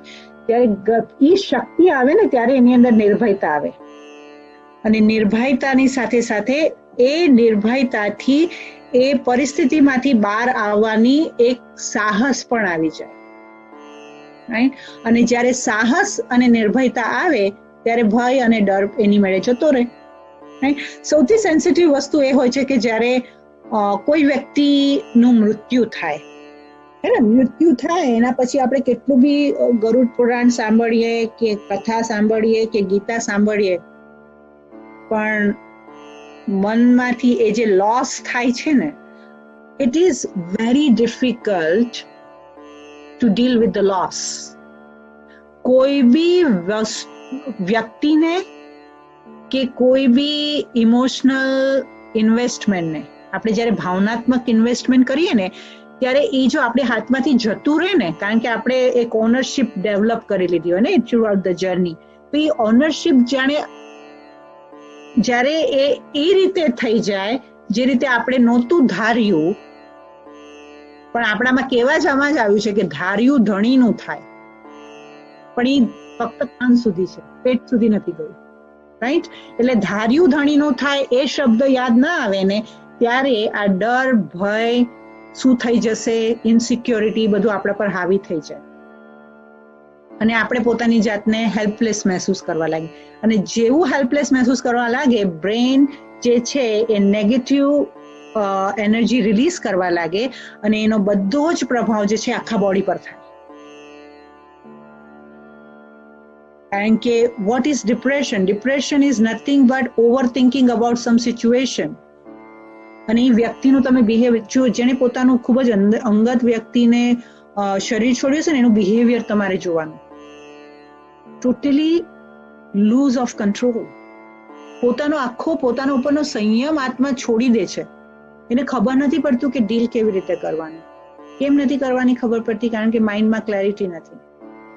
માઇન્ડની અંદર એ પરિસ્થિતિને ડાયજેસ્ટ કરવાની શક્તિ નથી. ડાયજેસ્ટ કરવાની શક્તિ કેવી રીતે આવે? જ્યારે આત્મા અગેન કમ બેક ટુ આત્મા, કે આત્મા છે જર્ની પર છે અને જ્યાં ગઈ છે ત્યાં એ સુખી થાય, એ જ મારા હાથમાં છે, એનાથી વધારે મારા હાથમાં કંઈ નથી. કોઈનું મૃત્યુ આપણા હાથમાં નથી જ્યારે આપણું પોતાનું નથી. અને હિન્દીમાં બહુ જ ફાઇન કહેવામાં આવે છે, કોઈ કહી નહીં કોઈ કઈ નહીં, નહીં કહી કોઈ જાતા इस दुनिया को छोड़कर सभी है मिलते यहाँ कपड़े बदल बदल कर. એટલે કોઈ આ દુનિયાથી કશે દૂર જતું નથી, બધા અહીંયા જ મળે છે, કપડા બદલાઈ જાય છે. હું તમને આ સાચી ઘટના છે કે મારા પપ્પા જે હતા ને, મારા પપ્પાને એમની મમ્મી માટે બહુ જ હતું, અતિશય એટલે એટલું બધું હતું કે એમણે આખી પોતાના જીવનની બધી કમાઈ છે ને, એમના principle it was very interesting which I learn. એ કે મેં કમાયેલું છે ને હું મારી માટે વાપરીને જઈશ. તો એમણે અને એમને ખબર હતી, કારણ કે એમની તબિયત બહુ નથી સારી રહેતી ને, એમને ખબર હતી કે એ 6-7 મહિનામાં શરીર છોડી દેવાના છે. તો એને ખ્યાલ હતું કે હું બહુ દિવસ કાઢીશ નહીં. તો એમણે શું કર્યું કે બધા જેટલા પોતાના કમાઈના પૈસા હતા, જેટલું માર્કેટમાં હતા ને, બધા ઉપાડી દીધા. અને એની મા માટે એને બહુ જ હતું. તો એણે પોતાની માના નામની જુનાગઢમાં વાડી બનાવી. અમે લોકો જુનાગઢના, એટલે ત્યાં જુનાગઢમાં પોતાના મમ્મીના નામની વાડી બનાવી. પછી એનો એકદમ રિનોવેશન કર્યું, માનું નામની ચકતી લગાડી, બધું લગાડી, અને પછી 5-6 મહિનામાં એમણે શરીર છોડી દીધું, ગુજરી ગયા. અને હંમેશા મારી માં મારી માં મારી માં મારી માં આખો દિવસ માં કરતા હતા. પછી જયારે ગુજરી ગયા ને, ત્યારે એમનું જે 13મું હતું ને, તો ત્યાં હું બેઠી હતી.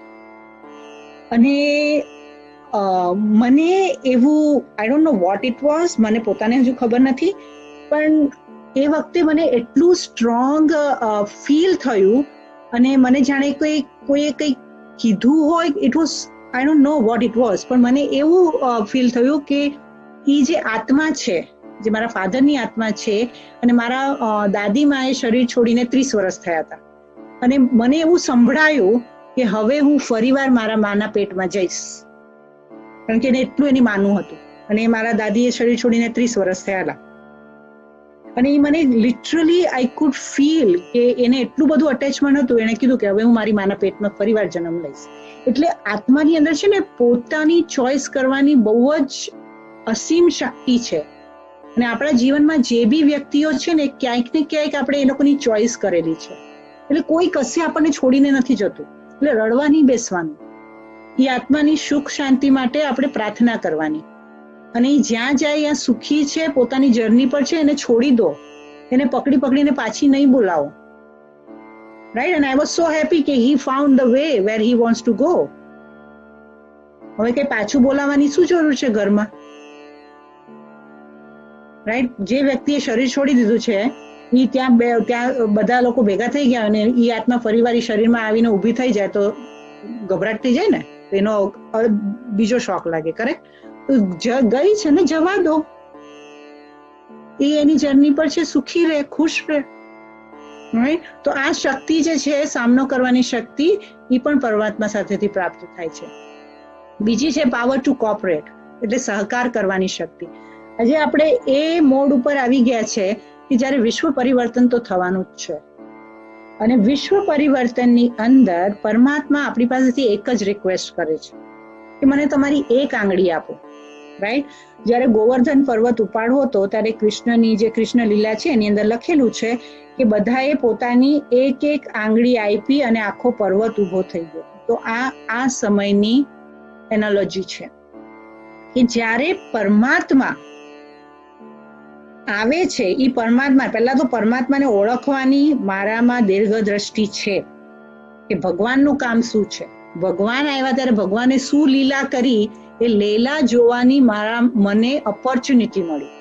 અને જ્યારે એ લીલા કરવા આવ્યા અને મેં એને બોલાવ્યા, આખી જિંદગી બોલાવ્યા, તું આવ, તું આવ, તું આવ, તું આવ, આપ આવો, આવો, આવો, હે ભગવાન તું આવ, તું આવ. આવી ગયા. હવે એ આવી ગયા ને આપણને એમ કે છે કે બસ એક કામ કર દીકરા, તું તારી જાતને બદલી નાખ. તું તારી જાતને બદલ, દુનિયા હું તારી માટે બદલીશ. ફક્ત તું તારી જાતને બદલી નાખ. ફક્ત એટલો સહયોગ, એટલે એક આંગળીનો સહયોગ, એટલે એક તારો સહયોગ આપ તું મને. તું દુનિયાને છોડી દે, તો તું બદલી જા દીકરા. શું હું કરવા તૈયાર છું? અને જ્યારે આપણી પોતાની બધી જ શક્તિ, સમજદારીથી, દીર્ઘ બુદ્ધિથી, આપણી આગળના ભવિષ્યને જોઈને, આપણા આગળની જર્નીને જોઈને આપણે પોતાને બદલવામાં એટલી બધી શક્તિ મૂકી દઈએ ને તો આપણને યાદે ન રહે કે મારા બાજુવાળાને બદલવાની જરૂર છે.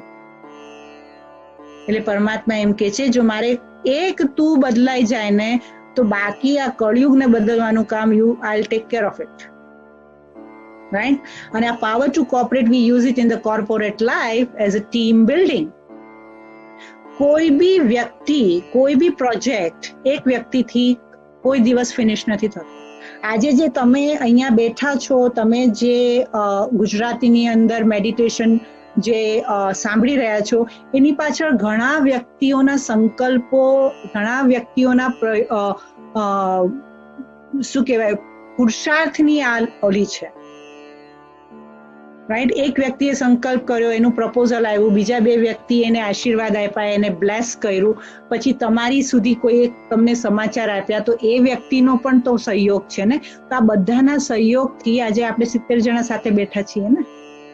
અને એ વ્યક્તિને આ બધું કરવાની શું જરૂર હતી? કારણ કે એને એમ છે કે હું ભગવાનની જે શ્રેષ્ઠ કાર્ય થઈ રહ્યું છે એમાં હું મારી એક આંગળી આપીશ તો મારી આત્માને તો શાંતિ થશે, મારી આત્માને તો તૃપ્તિ થશે, મને મારા પરમાત્માને જે બોલાવ્યા છે એની ફરજ તો હું ચૂકવીશ, રાઈટ? તો આટલા બધા વગર એક વૈશાલીબેન આ વન મેન શો નથી, મારી પાછળ આખી ટીમ હતી, જેના લીધે આ ગુજરાતી કોર્સ પહેલી વખત આપણે અમેરિકામાં કરી શકીએ.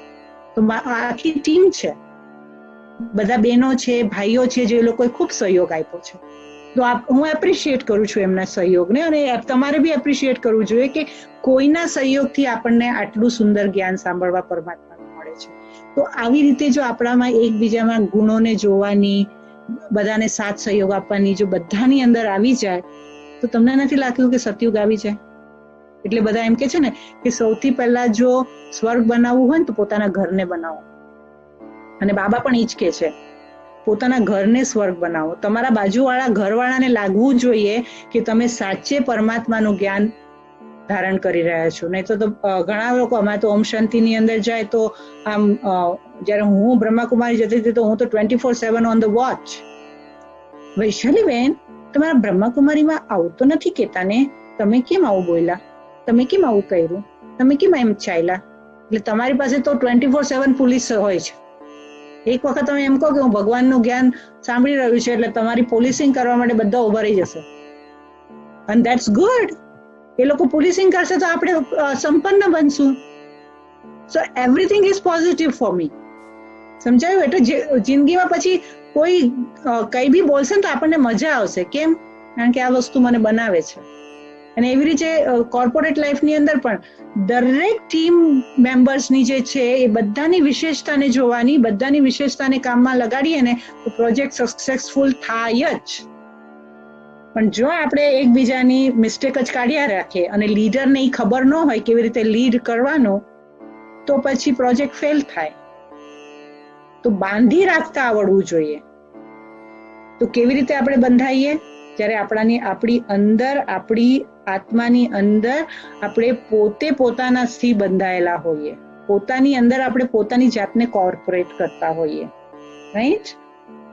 પછી જે પાવર ટુ વિથડ્રો, એટલો બધો વિસ્તાર છે અને એની અંદર આપણને દેખાડવા આવ્યું છે કે આ સામે આપણને કોણ દેખાય છે કે કાચબો છે. હવે કાચબાની શું વિશેષતા છે કે જ્યારે એને ચાલવું હોય ને તો ધીમે ધીમે ધીમે ધીમે ચાલશે, પણ એને એવું લાગશે કે આ આજુબાજુમાં કઈ ખતરો છે કે કઈ મારી માટે કઈ ખતરો છે, તો એ પોતાના સેન્સીસને અંદર લઈ લેશે. કરેક્ટ?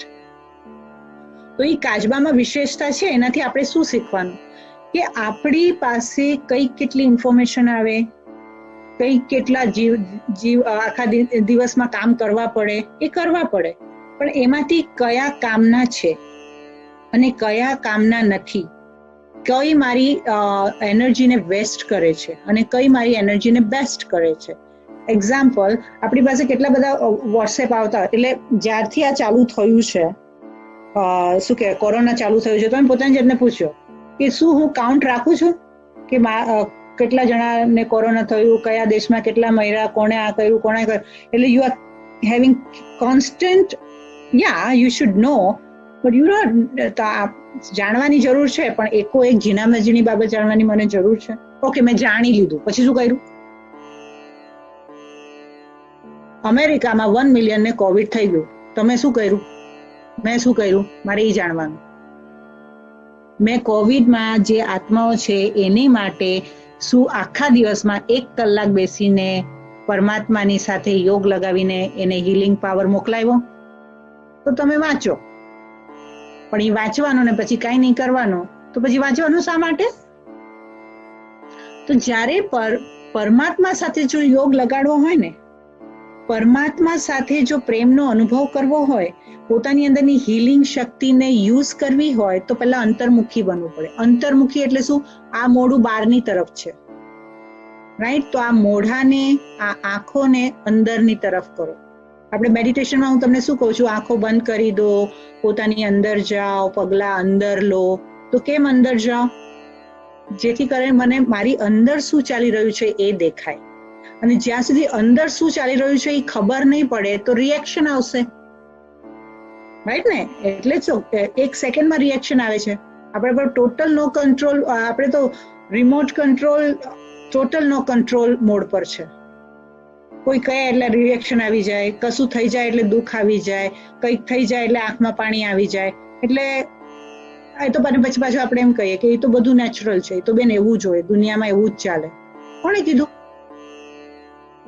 કોણે એવું લખ્યું છે? કશે લખ્યું છે? ગીતામાં લખ્યું છે? કોઈ શાસ્ત્રમાં લખ્યું છે કે જિંદગી ભગવાને આપી હોય એ દુઃખમાં રડી રડીને જ કાઢવી જોઈએ, એને જ એક શ્રેષ્ઠ જીવન જીવેલું કહેવાય? એવું કોઈ શાસ્ત્રોમાં લખેલું છે કે કોઈ બુકમાં લખેલું છે?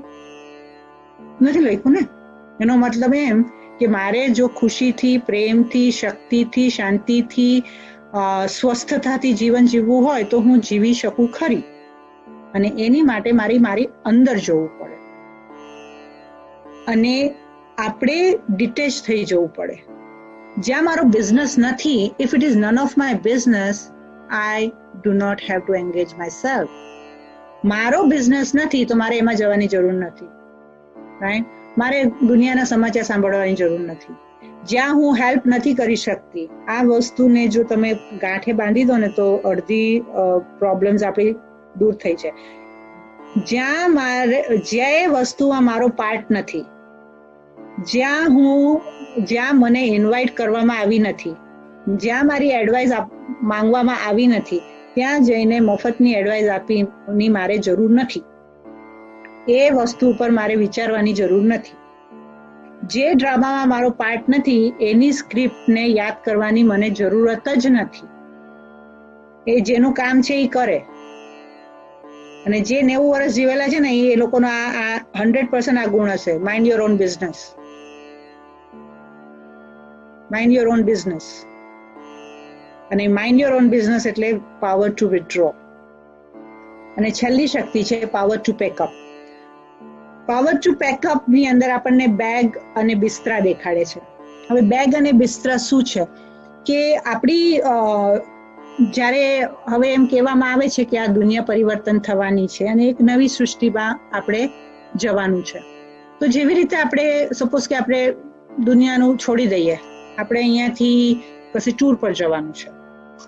તો આજે આપણે ટૂર પર જવાનું હોય, એક્ઝામ્પલ કે આપણે યુરોપ ટૂર પર જવાનું છે, અને તો યુરોપ ટૂરમાં જવાનું હોય તો આપણે સોફા, મિક્સચર, ગેસ, પછી શું કહેવાય, એ બધી વસ્તુ લઈ જઈએ. આપણે શું લઈ જઈએ અહીંયાથી યુરોપ ફરવા જવાનું હોય તો? અને તમારી બેગ તમારે જ ઉપાડવાની છે, તો તમે શું લઈ જશો? જે જરૂરની વસ્તુ હોય તમારી બેગ તમારે ઉપાડવાની છે. અને તો તમે કેટલી બેગ લઈ જશો અને શું લઈ જશો? પહેરવાના કપડા ને શૂઝ, સ્વેટર, કપડા, દવા, વોટેવર. જે જરૂરનું, એકદમ જરૂરનું હોય એ જ. અને તમારે જ ઉપાડવાની છે એટલે તમે કેટલી બેગ લઈ જશો? એક જ લઈ જશો, કેરી ઓન. રાઈટ? ના, તમારે જ ઉપાડવાની છે. તમે જેટલી લઈ જવી એટલે લઈ જાઓ, પણ ઉપાડવાની તમારે જ છે. કોઈ તમને ત્યાં કુલી નથી મળવાનો કે ત્યાં કોઈ નથી મળવાનું, તમારે જ્યાં જાઓ તો પોતે ઉપાડવાની છે. એનો અર્થ એમ કે આપણે એ જ વસ્તુ આપણી ટૂર પર લઈ જઈએ કે જે આપણે જરૂરી હોય. પછી તમે એરપોર્ટ પર જાઓ અને તમે ઓફકોર્સ તમારા બેગ, તમારી જે પર્સ છે, તમે એક પર્સ રાખો અને એક બેગ લીધી એક્ઝામ્પલ, રાઈટ? અને તમે એરપોર્ટ પર જાઓ અને પછી તમારે બાથરૂમ જવું હોય તો તમે કેવી રીતે જાઓ? બેગ મોટી છે, એક બેગ મોટી છે, એક બેગ નાની છે અને તમારે બાથરૂમ જવું છે, તમે કેવી રીતે જાઓ? કાર્ડ લઈને. કાર્ડ લઈને બાથરૂમ ની અંદર એટલી જગ્યા નથી કે તમે કાર્ડ આખી અંદર બાથરૂમ માં લઈ જાઓ, તો શું કરો? હેન્ડીકેપ બાથરૂમમાં ના, કોઈને તમે સોંપવાનું. શું કરો કે તમે કોઈને એમ કોઈને સોંપી દઈએ. આપવું પડે. હા, તમે કોઈને એમ કહો, ધ્યાન રાખજો, રાઈટ? હા, કેમ બાઇક નું ધ્યાન રાખજો? કારણ કે અંદર જરૂરિયાતની વસ્તુ છે ને. અને જરૂરિયાતની વસ્તુ ઉપડી જાય તો સમજ્યા ને? હવે આઈનો ગયા તો પછી સમજ્યા, હવે ગયા તો પછી શું થાય? આગળ ટૂર પર જવાય? ના જવાય. હા, હવે હું તમને એની પાછળના લોજિકની પાછળ તમને એનો ભાવાર્થ સમજાવું કે આપણે આપણા શરીર છોડવાનું પાકું કે અહીંયા જ રહેવાના? પરમનન્ટ? આપણે પરમનન્ટ અહીંયા રહેવાના કે જવાના? જવાના. આપણે બધા રાઈટ? એવરી અને જ્યાં જવાના ત્યાં હવે આપણને ખબર છે આપણે સંસ્કાર લઈને જવાના, રાઈટ. અને જેવા સંસ્કાર લઈ જઈશું એવો જન્મ મળશે. તો બોધ બિસ્તરામાં એટલે આપણી આત્મામાં, બુદ્ધિમાં સંસ્કાર કયા ભરવાના? સારા સંસ્કાર. સારા સંસ્કાર. આ જે લોકોનો જન્મ છે ને રોયલ ઘરમાં થાય છે, સમૃદ્ધ ઘરમાં થાય છે, સંસ્કારી ઘરમાં થાય છે, એ બાય ચાન્સ નથી થતું. તમે રોયલ ઘરના, સંસ્કારી ઘરના છોકરા જોશો ને તો એના બચપનથી એના સંસ્કાર પણ એવા જ હશે. એને રોયલ્ટી એના મા બાપ શીખવાડતા નથી. તો રોયલ મા બાપના ઘરમાં જવા માટે સંસ્કાર આત્માએ આ જન્મમાં ભરવા પડે. એ લોકો કઈ બાય ચાન્સ નથી પહોંચી જતા. એટલે આત્મા એ જે આગળની જર્ની છે એ જર્ની ઉપર જે જરૂરી છે એ જ સંસ્કારો, એ જ વિચારોને ધારણ કરવાના, અને એ વિચારો ચોરાઈ ન જાય એના માટે એના ઉપર આંખ રાખવાની. અને એના ઉપર આંખ રાખવાની એટલે કે આપણે પોતાના સંસ્કાર બીજાના પ્રભાવમાં આવીને, બીજાના સંગમાં આવીને ખરાબ ન કરી નાખીએ એવું કામ કરવાનું નહીં. કે આપણને કોઈએ કીધું, આપણને આજે એવું શીખ્યા કે આપણે ડ્રિંક્સ કરવાનું નહીં, અને કાલે ઉઠીને આપણે બેસે ને કે હવે સમજાવે શું બ્રહ્માકુમારીનું જ્ઞાન કરે છે, પી લે ને, બે પેક પી નાખવાના, આપણે કઈ ફરક નથી પડી જાય, એમાં કઈ તું કઈ અપવિત્ર નથી થઈ જવાની. તો ઓલાએ તમને એડવાઇસ આપી દીધી અને આપણે એને લઈ લીધું, એટલે એનું એમ કહેવાય કે આપણે આપણા બેગ બિસ્તરાનું ધ્યાન રાખ્યું નહીં અને કોઈ લાવીને ચોરી ગયું. આપણા સંસ્કારને આપણે કોમ્પ્રોમાઇઝ કર્યા, અને એ જ કર્યું આપણે પોતાના વેલ્યુઝને, પોતાના વર્ચ્યુઝને સોસાયટી માટે, સોશિયલ સ્ટેટસ માટે, એક્સેપ્ટન્સ માટે કેટલું કોમ્પ્રોમાઇઝ કર્યું. અને એ કોમ્પ્રોમાઇઝ કરેલી આત્માની પછી આપણે એક્સપેક્ટ કરીએ કે શક્તિ હોય, ક્યાંથી હોય? અને કેટલી વાતોને પાછી રાખી મૂકી છે. પાછી બિસ્તરાની અંદર શું રાખી મૂક્યું છે ખબર છે? 10 વર્ષ પહેલા ઓલીએ મને આવું કીધું હતું, 10 વર્ષ પહેલા મેં એને આ સાડી આપી હતી ને એને મને સાવ ખરાબ સાડી આપી હતી, આને તો મને મારા ઘરે ગઈ ત્યારે આવો નાસ્તો કરાવેલો, આને તો આવું કર્યું હતું, આની સાથે આવું થઈ ગયું હતું, અને એ બધું અહીંયા બેગ બિસ્તરાની અંદર ભરેલું છે. અને એ બેગ બિસ્તરાથી જ બુદ્ધિ ભારે છે.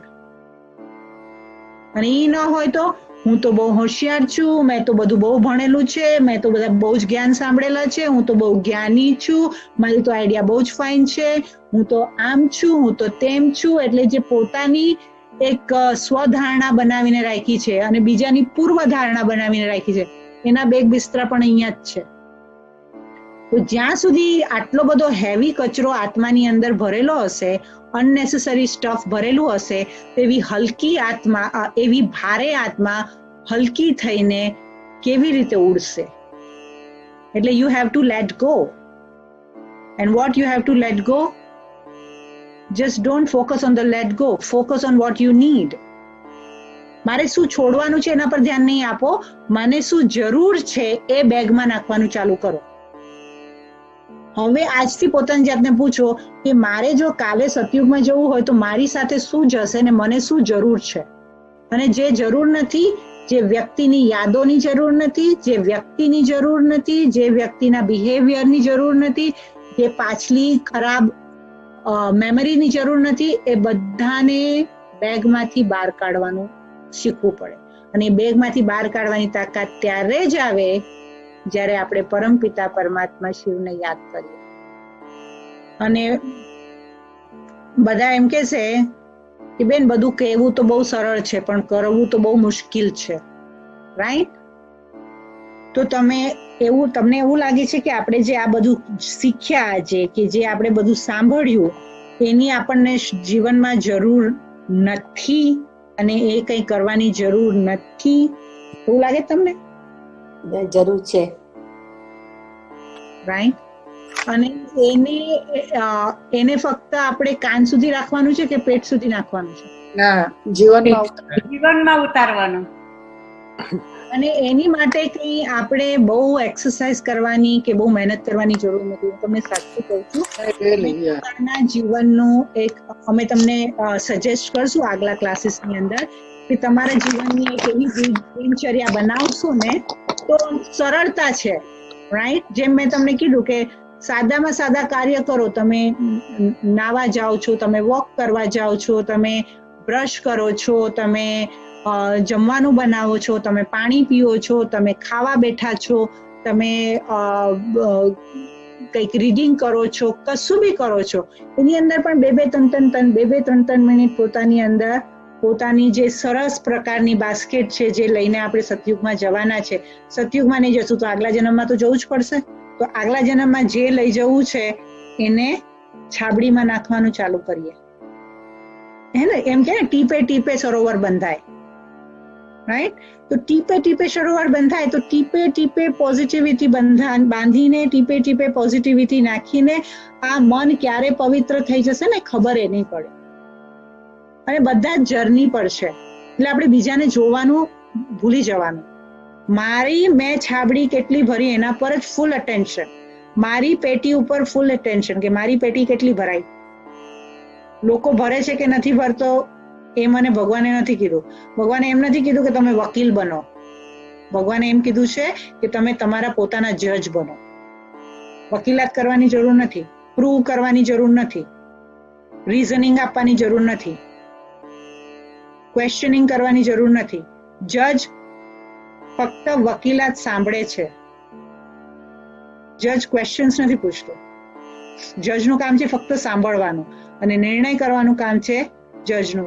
વકીલ છે એ વકીલાત કર્યા રાખે. એટલે મન કેટલી બી વકીલાત કરે, બુદ્ધિએ ડિસાઈડ કરવાનું છે કે મારે મારા જીવનને કેવું બનાવવું છે. એવું જે હું જીવી રહ્યો છું કે કંઈક પરિવર્તન લાવવું છે. ઠીક છે? ઓમ શાંતિ.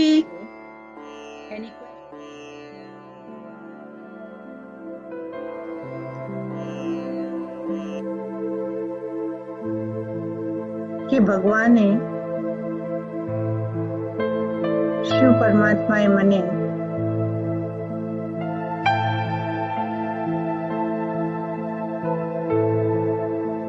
પોતાની આંખોની સામે બેસાડી છે.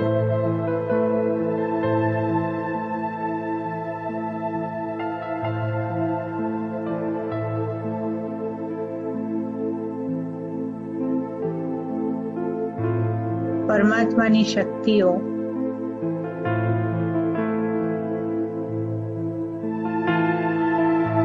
મારી અંદર પ્રવાહિત થઈ રહી છે.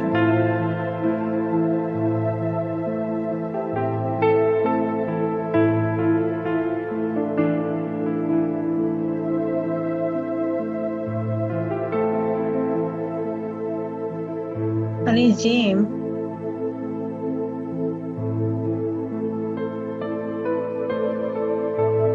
કોઈ ઘડામાંથી સુંદર પવિત્ર જળ વહી રહ્યું હોય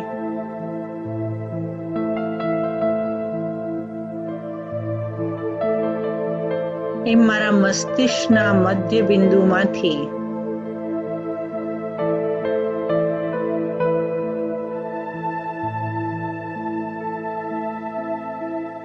પરમાત્માની શક્તિઓ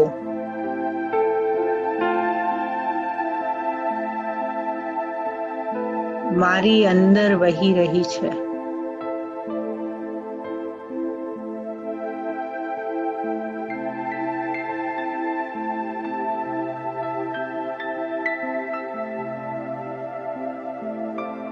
પરમાત્માની શીતળતા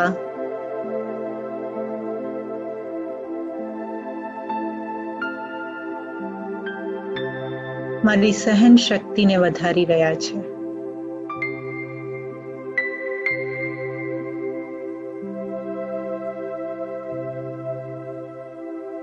અને એનો અનુભવ મને મારી પીઠ ઉપર એક ઠંડા પ્રવાહ ની ઉર્જા તરીકે અનુભવ થાય છે.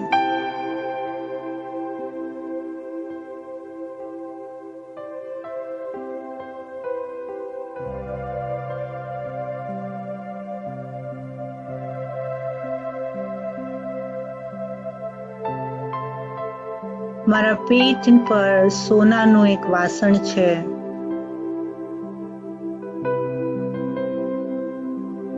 અને એની અંદર પરમાત્માની સમાવાની શક્તિ હું ધારણ કરી રહી છું.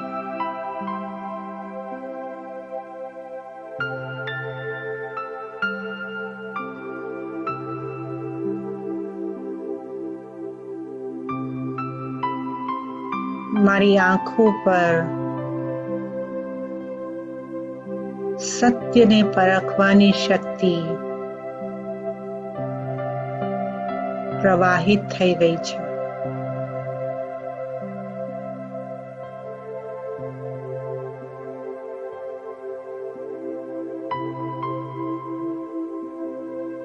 મારી બુદ્ધિ તીવ્ર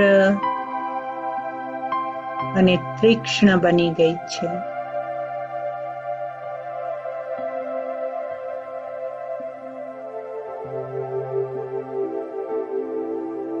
અને નિર્ણય શક્તિથી હું ભરપૂર થઈ ગઈ છું.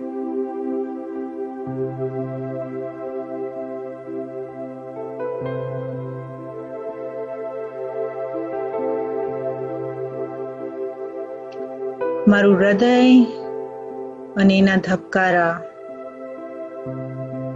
મજબૂત થઈ ગયા છે.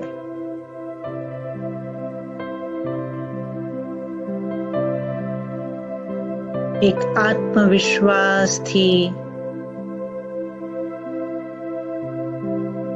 હું પરિસ્થિતિનો સામનો કરવાની શક્તિ ધારણ કરું છું.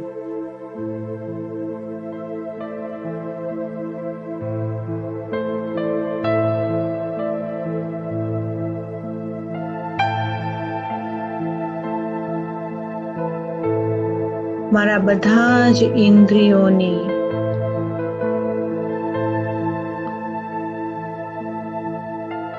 સંકેલી લઈને હું આત્મા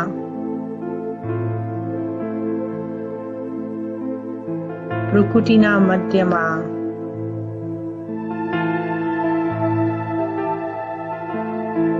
સંકીર્ણ કરવાની શક્તિ પ્રાપ્ત કરું છું.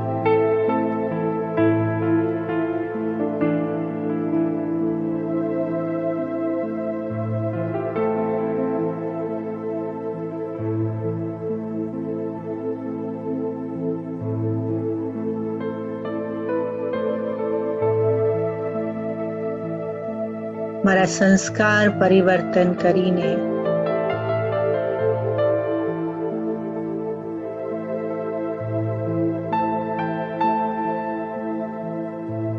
શ્રેષ્ઠ કર્મ સાથે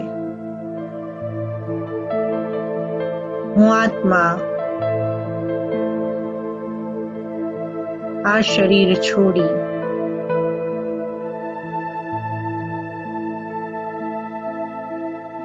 દિવ્ય આત્માઓના ઘરમાં દેવતાના રૂપે જન્મ લઉં છું.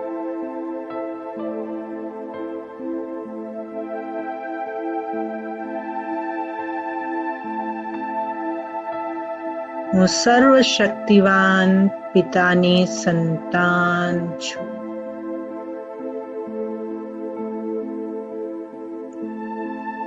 અને બધી જ શક્તિઓ ધારણ કરેલી હું માં દુર્ગા છું. અને હવે એ શક્તિ સ્વરૂપ આત્મા હું મારા નયનોથી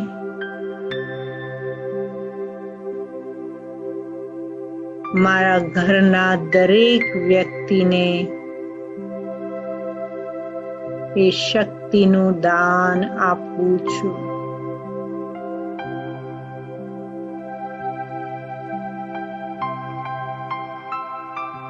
ઓમ શાંતિ.